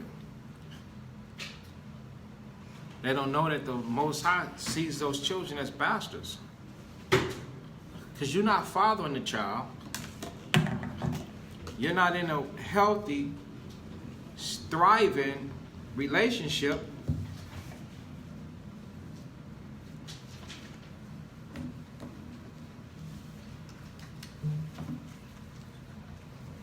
You were in a sexual encounter of pleasures. And the Most High judged you with the seed. You don't think that that's judgment, though. The Most High judged you with it. With the seed.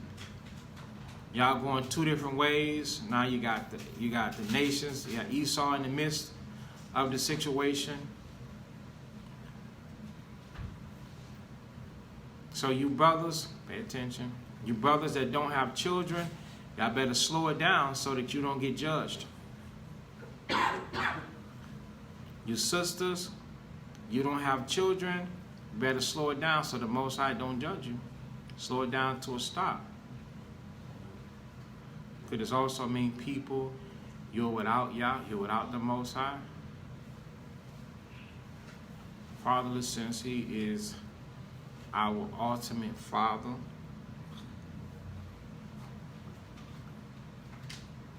For people that haven't repented, we're not going to call them, per se, bastards.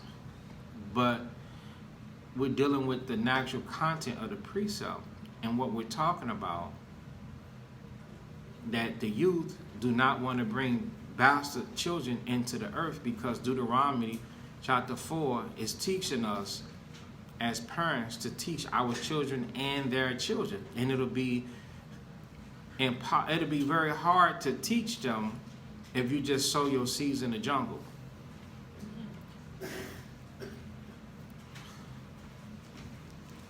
We're going to go to Ecclesiastes 20.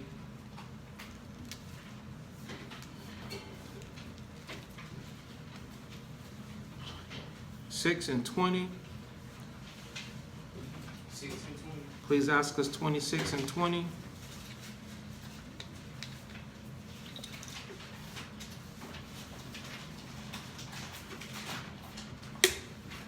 Ecclesiasticus chapter 26 and verse 20. By the way, y'all, I grew up on long classes. We always had long classes. Very long classes. It was very edifying. Your spirit is going to be fed all day. You're going to be conditioned. It's the Sabbath. Nothing to do, nowhere to go, but praise the Most High and get into the scriptures. If we wasn't in class anyway, we'd be sitting around getting fed off snacks, watching white supremacy. But instead, we're hearing laws, statutes, and commandments and precepts to teach and guide our spirit to keep us on the right track. So Ecclesiastes chapter 26 and 20. Ecclesiastes 26 and 20. Oh, verse 19. Verse 19. My son, keep the flower of thine age sound. All right, keep the flower of your age sound. That means strong. Make a muscle. You brothers in here, make a muscle. You young brothers, make that muscle. You make that. You can't make a muscle. Make shy. That's a little weak arm, man. For all y'all that gave that old weak bicep, that's how you gonna be when you get around the girl. Ooh, you gonna be listening to her. You don't listen to her. She trying to trick you, man. The Most High gonna rain down plagues upon y'all, man. It says keep it strong. May get Spanky. What was that? Alfalfa and Spanky them, man.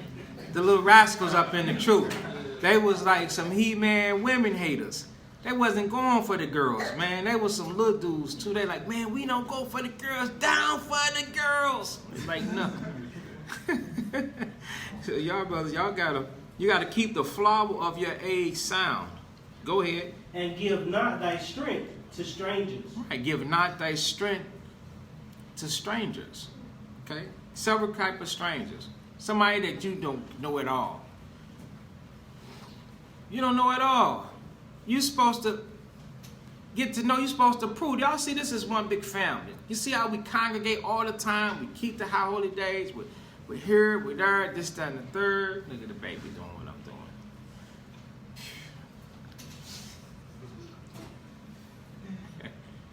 It's all right. All praises. That's going to be my next sisters. You're going to teach the sisters. It's a little bitty baby mocking me. I'm doing this and that. She doing this and that. She only about 3 years.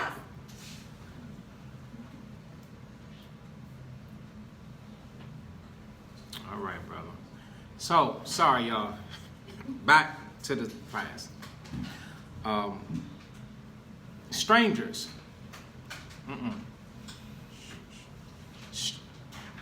He can have some. I just don't be distracted. Strangers. You're supposed to get with somebody that you don't know. That's the jungle. Right? That's the jungle. Keep it sound. Give not thy strength to strangers. Yes, your strength. What is the strength of a man? Seed. His seed, firstborn son. He's showing up. Firstborn son. You get your hormones boiling and going. You ain't listening. Now all of a sudden, the Most High's got the stops up. Brothers is trying to stop you. They opening the scriptures trying to correct you. You in the jungle. Sowing seed. You gonna give your strength to somebody. They gonna walk your seed flat out further into the wilderness, man. Away from this light, away from this truth. And you're gonna be mad. The Lord said, don't do that. Go ahead. When thou hast gotten a fruitful possession. Listen to the detail. When you have gotten a fruitful possession, so right there, the Bible is telling you that the woman should be what? Fruitful. She's supposed to be fruitful even before you deal with her. You're supposed to see her. Oh, that's her sister right there. At first, you looked at her with all purity. But then all of a sudden, the spirit is moving y'all, and you're like, You know, the spirit is like,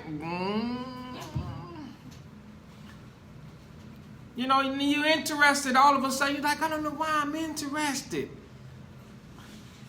But this is somebody that you building with, y'all, in class. She ain't, you got to know this woman. She ain't no guys all over her. She's fruitful. You can see the spirit in this woman. Just like sisters, you're supposed to be able to see the spirit in this man. Brothers and sisters are trying to hook up with people that they don't even know. I talk to him on the phone. He be in the inbox. I think I love him.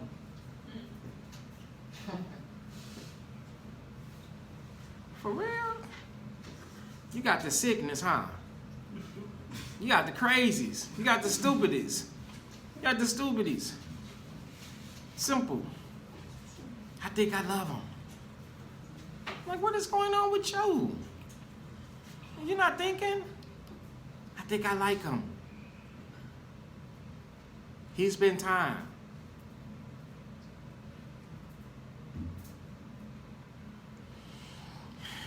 Come on, man. Y'all hooking up like that? Shit, what is that? What's those internet sites that you hook up? Or you call? What is that? That's right. What is it up? eHarmony. It's an iHarmony. Israelite harmony. Brother said eHarmony. That is correct. This is exactly what this is. Why y'all doing that? eHarmony.com. You see your picture. He see your picture. You see his picture. Come on. That's a stranger. There ain't nothing fruitful about that. She showed you the picture, man, of her little physique, her clothes. She got the dress on, the high heels on, in the worst room in the house. What is the worst room in the house? The bathroom. All the germs there. Come on, brother. What are you thinking about? Israel Bino. What y'all going, man? Ain't nothing fruitful about that. Well, what I'm supposed to do then? Wait. Join the congregation. Like you joined the damn college. Travel. Move. Join the congregation. You went to college for 4 years, didn't you? Came home with nothing. Shit, at least you go and move and get in the congregation. You come home with a husband. That did better than college. Man, unfruitful when thou hast gotten a fruitful possession. You hearing that over there, Dre? She got to be what? She got to be fruitful. You got to be like, for me to look at you better be fruitful. You better be like these sisters up in here that's been keeping these commandments. Other than that, gone. Go ahead, Ari. Through all the field. Through all the field. Meaning through all the women. All the women in the world. Why y'all brothers choosing sisters that ain't keeping no commandments? Oh, she is, brother. She be this and that. How do you know? You know what she tell you. Go ahead. Sow it. Sow it. Bam. Sow it. That's where the seed go. Go ahead. With thine own seed. With thine own seed. Then some of you brothers, sisters, I don't mean no harm. Don't take it on the. Why you brothers, you would go and you would get some sister that heard the truth. She pulling a baby. The baby is 2 years old. She's 2 years. The baby is 2 years old. Now she got the book, and now you like, this is finna be my wife. She just made a mistake how long ago? Like 18 months. 9 and 9 is 18. You know what I'm saying? She just been through something. She ain't over nothing. You finna raise a seed that ain't yours. Out of all the field in the world, you choose this woman who's just coming out of some mistake. I'm not saying the sister can't repent. I'm saying that this woman is not ready. She just went through a life. Do you know what a woman goes through? Her body just went through that trauma. And now she's ready to start it all over again. This woman is looking for something. It ain't these scriptures. She's looking to fulfill the lust of the flesh. So you brothers, you be prepared to sow it with your own seed. I'm not saying that sisters that have children are not ready. Not all of them. But you better be doggone making sure that this woman is fruitful. And if she new to the truth with a baby, she not ready. And if she in the truth and been in the truth and got a 2-year-old, that means that this has been somebody's wife. Walk away. Look at the scriptures for what they're worth. She been in the truth. Fruitful for what you know. She got a 2-year-old baby. She got kids long enough. She like, I've been in the truth 6 years with a 2-year-old. Where's the guy? That's somebody's wife then. Walk away. Your own seed. Read. Trusting in the goodness of thy stock. Trusting in the goodness of your stock. That means you're supposed to straight be prepared to say, I'm going to bring forth a good child into this world. And guess what? Like my dad taught me, I'm going to teach my child. As a matter of fact, my dad is going to teach my child. You're supposed to trust in the goodness of your stock, on what's coming from you. You're supposed to be able to, I want to project this and bring this type of situation into the world. I'm not just going out doing my thing, ejaculating into some woman. I'm not going to do that. You got to have more stability in your spirit than to do such a thing like that. Everybody understand this?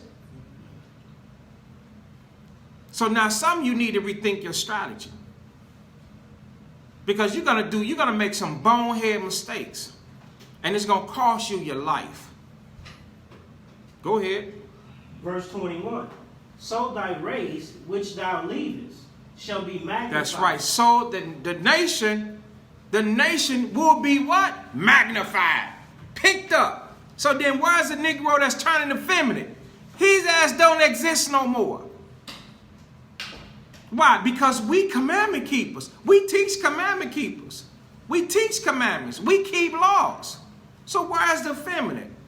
Now he wants to be a girl, or he wants to be a thug, or he wants this. No, because he's not a bastard. His father is in his life because his father carefully picked his woman. He carefully picked his woman.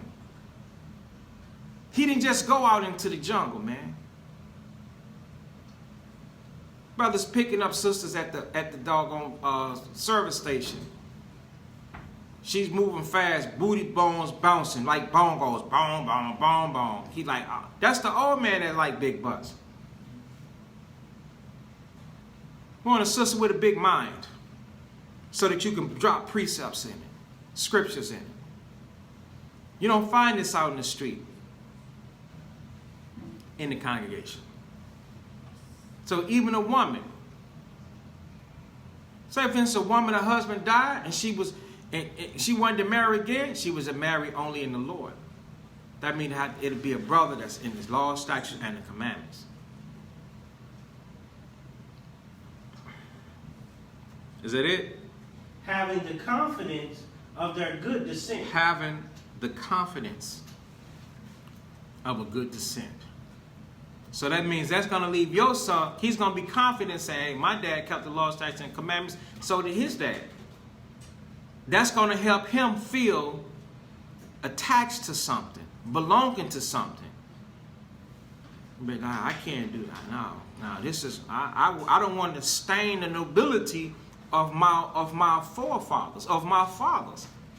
He ain't going to want to stain the nobility of his fathers. He's going to be like, man, no, we royalty, man. We come from this. This is how my family is. So even y'all, brother, your children now, y'all supposed to look at y'all parents now and have the confidence of your descent. Say, man, I come from a good man. I come from a good woman. You're supposed to be like, my mother and my father are good people. They in the commandments.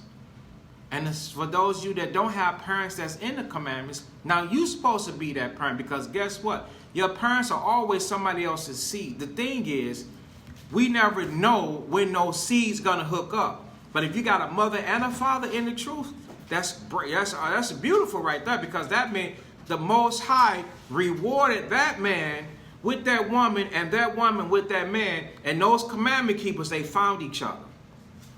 And now here you are. But now say, for instance, you don't have parents that's in the truth. Then now the elders and the mothers of the congregation begin to be your parents. And now by you being in this truth and gung-ho, zealous and diligent, now you have the faith that, guess what? You descend from somebody righteous somewhere. Because that's how it's. My parents ain't in no truth. My mother ain't in this truth. My father wasn't in no truth that I know of. He died. So now, what about me? So I'm just like y'all. So I ain't throwing shots trying to make you feel bad. But guess what? With the spirit that the Most High give to me, you can't persuade or tell me nothing different. That I don't come from the men of this book. And you ain't going to be able to tell me that. Because the spirit bear record. So that's how you supposed to feel. So my job now is to teach my children to have confidence. Look at your dad. You come from somebody, he ain't no alcoholic, He ain't no thief. He ain't no liar. He ain't no fornicator. He ain't no drug dealer. He ain't no extortioner. So you should have confidence of good descent and now trying to live up to the expectations of your father so that your children can live up to the same expectation of you that you got from your father, so leaving the race what? Magnified. Everybody understand that? Yes, sir. That's it. Don't you understand? When you do that, that's going to help you understand the scriptures. If not, you're going to be just reaching and grabbing. Okay? So all praises to the Most High. We got through it. All right? Matthew 26.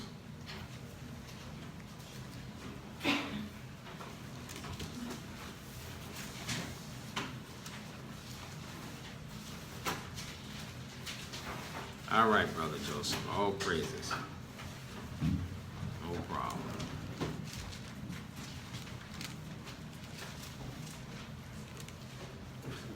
So I want y'all to join us out in the street. After we finish, we're going to hurry up and rush out into the street as fast as we can. Please tune back in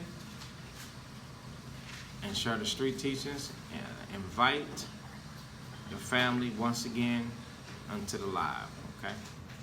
Out in the streets, there's a lot of beginning precepts concerning nationality and who Israel is and who we are and how we return. So that will be good for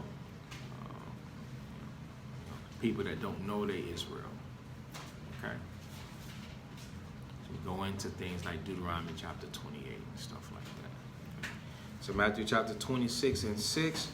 Now when Christ was in Bethany in the house of Simon the leper, there came unto him a woman having an alabaster box of very precious ointment, and poured it on his head as he sat at meat.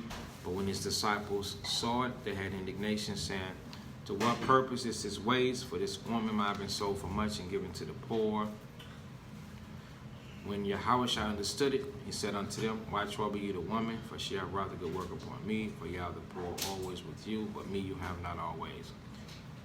For in that she hath poured this ointment on my body, she did it for my burial. Verily I say unto you, whatsoever this gospel shall be preached in the whole world, there shall also this that this woman have done be told for a memorial of her. So all praises to the Most High for giving this sister the spirit to come forth and bring forth a beautiful example of a broken and contrite heart. So she had to have seen the Messiah and heard the Messiah teach the scriptures, the Lord the Most High.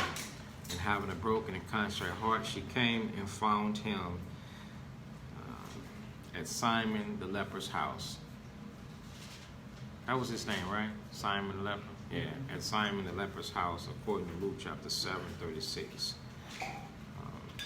And she brought forth the spirit of a very sorrowful and remorseful spirit, where Christ, to the point to where he saw that that is a good example, and said, whatsoever this gospel is to be preached in the whole world, there shall also this that this woman have done, that it should be told for memorial of her.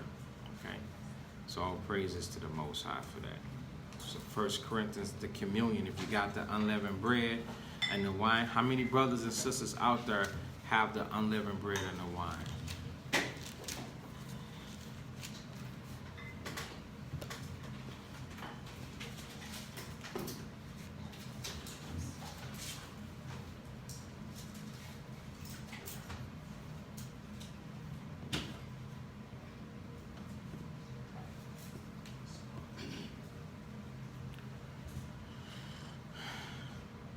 How many brothers? Y'all got the unleavened bread?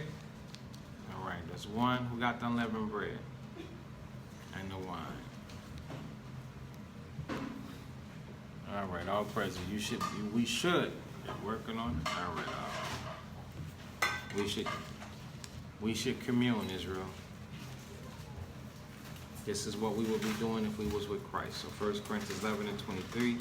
For I received of the Lord that which also I delivered unto you, that Hamashiach Yahushua, the same night in which he was betrayed, took bread, and when he had given thanks, he brake it and said, take, eat, this is my body which is broken for you. This do in remembrance of me. After the same manner also he took the cup when he had supped, saying, This cup is the New Testament in my blood. This do ye as oft as ye drink it in remembrance of me. For as often as you eat this bread and drink this cup, ye do show the Lord's death till he come. Wherefore whosoever shall eat this bread and drink this cup of the Lord unworthily shall be guilty of the body and blood of the Lord. But let a man examine himself, so let him eat of that bread and drink of that cup. For he that eateth and drinketh unworthily, eateth and drinketh damnation to himself, not discerning the Lord's body. For this cause many are weak and sickly among you, and many sleep. For if we would judge ourselves, we should not be judged. But when we are judged, we are chastened of the Lord, that we should not be condemned with the world. All praises, brother.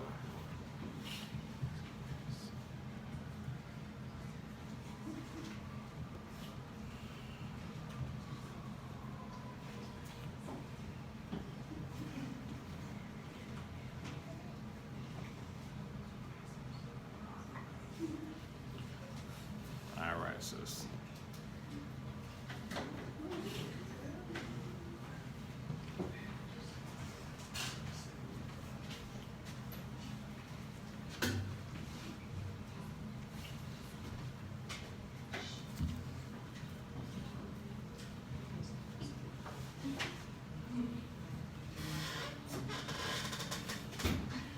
Shalom, Miss Shalonda. How you doing, sister?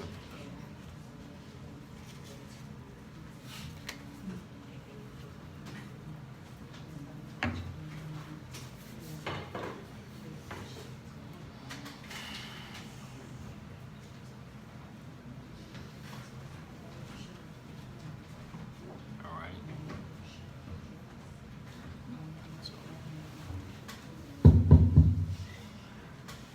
Okay. Most high in the name of Christ, thank you for the food and drink, amen. This is body which is broken for you.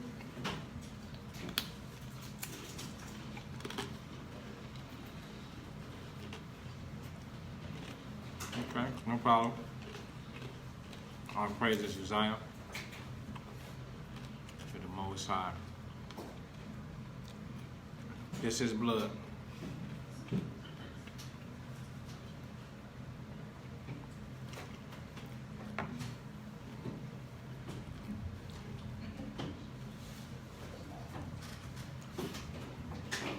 That Stella Roll is pretty good, huh?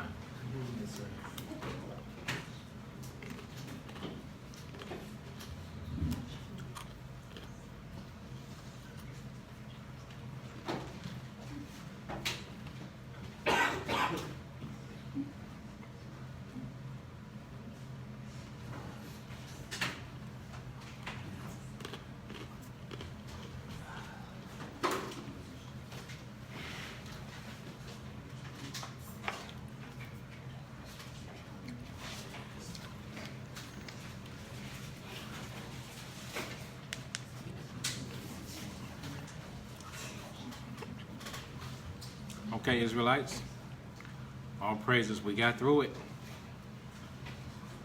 We have brothers and sisters that are considering attending the Feast of Tabernacles in September. Is the 24th at even. So make sure that y'all begin to inbox me so that we can talk about the arrangements and things like that, okay?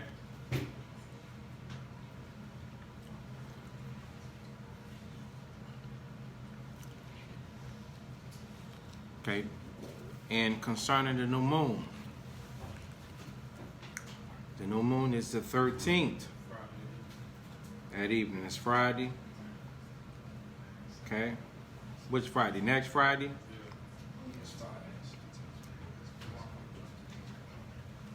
Okay, next Friday coming up. Okay, I'm trying to get my calendar out.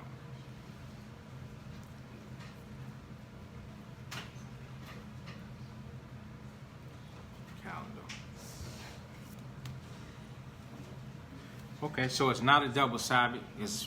It goes right along with the 7th-day Sabbath. So, you would not be cooking, pay attention, you would not be cooking on the new moon. The feast must be prepared before dark. The same way you would cook, you would prepare your meal.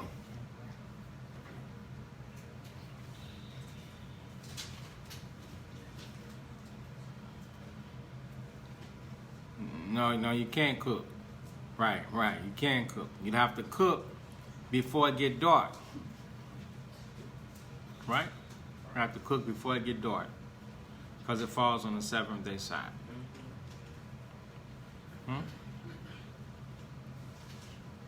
Now you have to prepare on Thursday. You just, make sure that you start cooking Friday afternoon. Like, if the household is small, then you would just cook it like your regular meal. Cook your regular meal, and you just keep the feast. That's the feast. But if the household is bigger and you need much more food, then you allot yourself the allowed type of time to finish the meal before dark. Okay? And if it's an assembly like here, where we have a multitude of people, so then assemblers make sure that you are here before it get dark, so that we're not making the people eat a cold feast waiting for you. We're going to be considerate. We're going to be here before it get dark. Okay? You got the new moon feast on the 13th. Okay? But the feast that we're talking about, gathering together out here in St. Louis, is the Feast of Tabernacles on September the 24th. But there is a couple days that's even before then, in the same 7th month.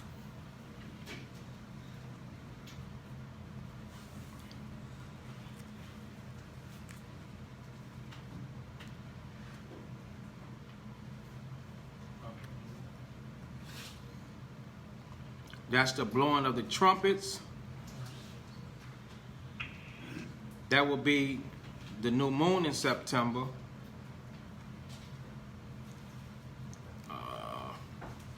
Find out what's the new moon for September. It's You got the calendar. yeah, it's Sunday evening. You know that by heart? Yeah, just make sure. So September the 9th at evening, which is a Sunday, that's a Sabbath day. That's the memorial of blowing of the trumpets. That's September the 9th. Okay? And then the next one, on the 10th day of the month, which is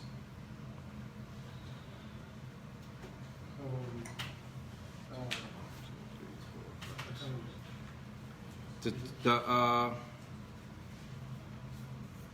16th that evening. Let me see. 1, 2, 3, 4, 5.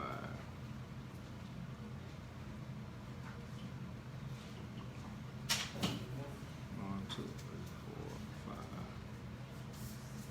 5, 6, 7, 8.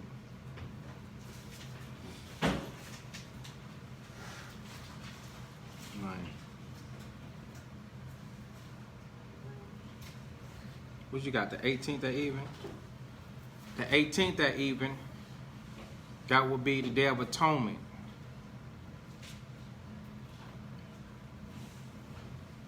And then we'll have the 24th.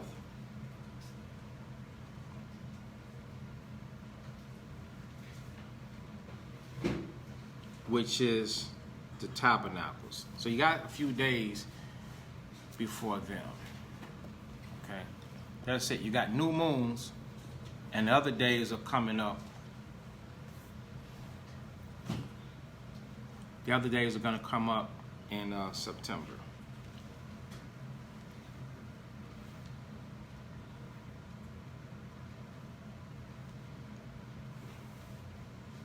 Y'all write the dates down.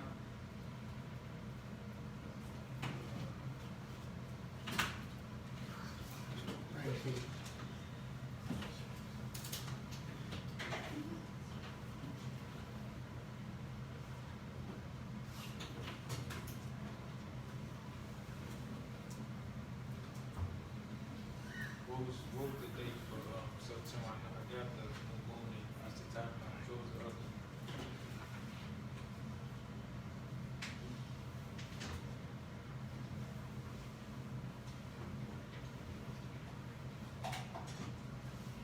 June 19th. Hmm? June 19th. Louis Vuitton.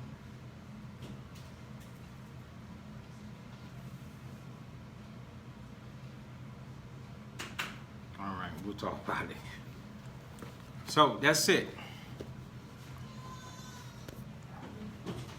Yes.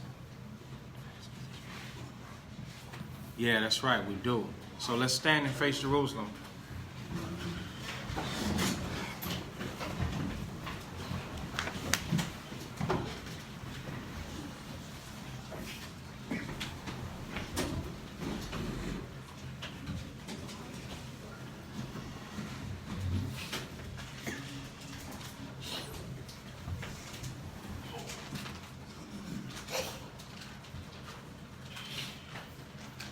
Okay, Israel. If every man was just like me, what kind of sanctuary would this be? Matthew 6 and 9, the Lord's Prayer. Our Father which art in heaven, hallowed be thy name. Thy kingdom come, thy will be done in earth as it is in heaven. Give us this day our daily bread, and forgive us our debts as we forgive our debtors. And lead us not into temptation, but deliver us from evil. For thine is the kingdom, and the power and the glory forever. In Christ's name we pray, amen. Amen. The laborers' prayer, Luke 10 and 2. Therefore say unto them, the harvest truly is great, but the laborers are few. Pray ye therefore the Lord of the harvest, that he will send forth laborers into his harvest. Bless you, Most High, King of heaven and earth, and all things Most High in the name of Christ. Send more disciples and teachers to your harvest, to gather your people Israel, and send counsel behind your laws, to establish for thy people Israel. Give to us strength to break down our lives with thy word. In Christ's name we pray, amen. Amen. The blessing of Israel. Numbers chapter 6 and 24. Children of Israel, the Lord bless thee and keep thee. The Lord make his face shine upon thee and be gracious unto thee. The Lord lift up his countenance upon thee and give thee peace. In Christ's name we pray, amen. Amen. And children of Israel, bless one another. Most High in the name of Christ, bless you all.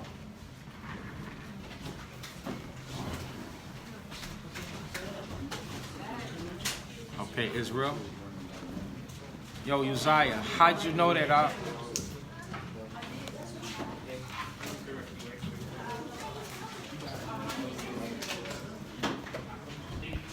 What's up? Post to our website, www.thegeneralassembly.org.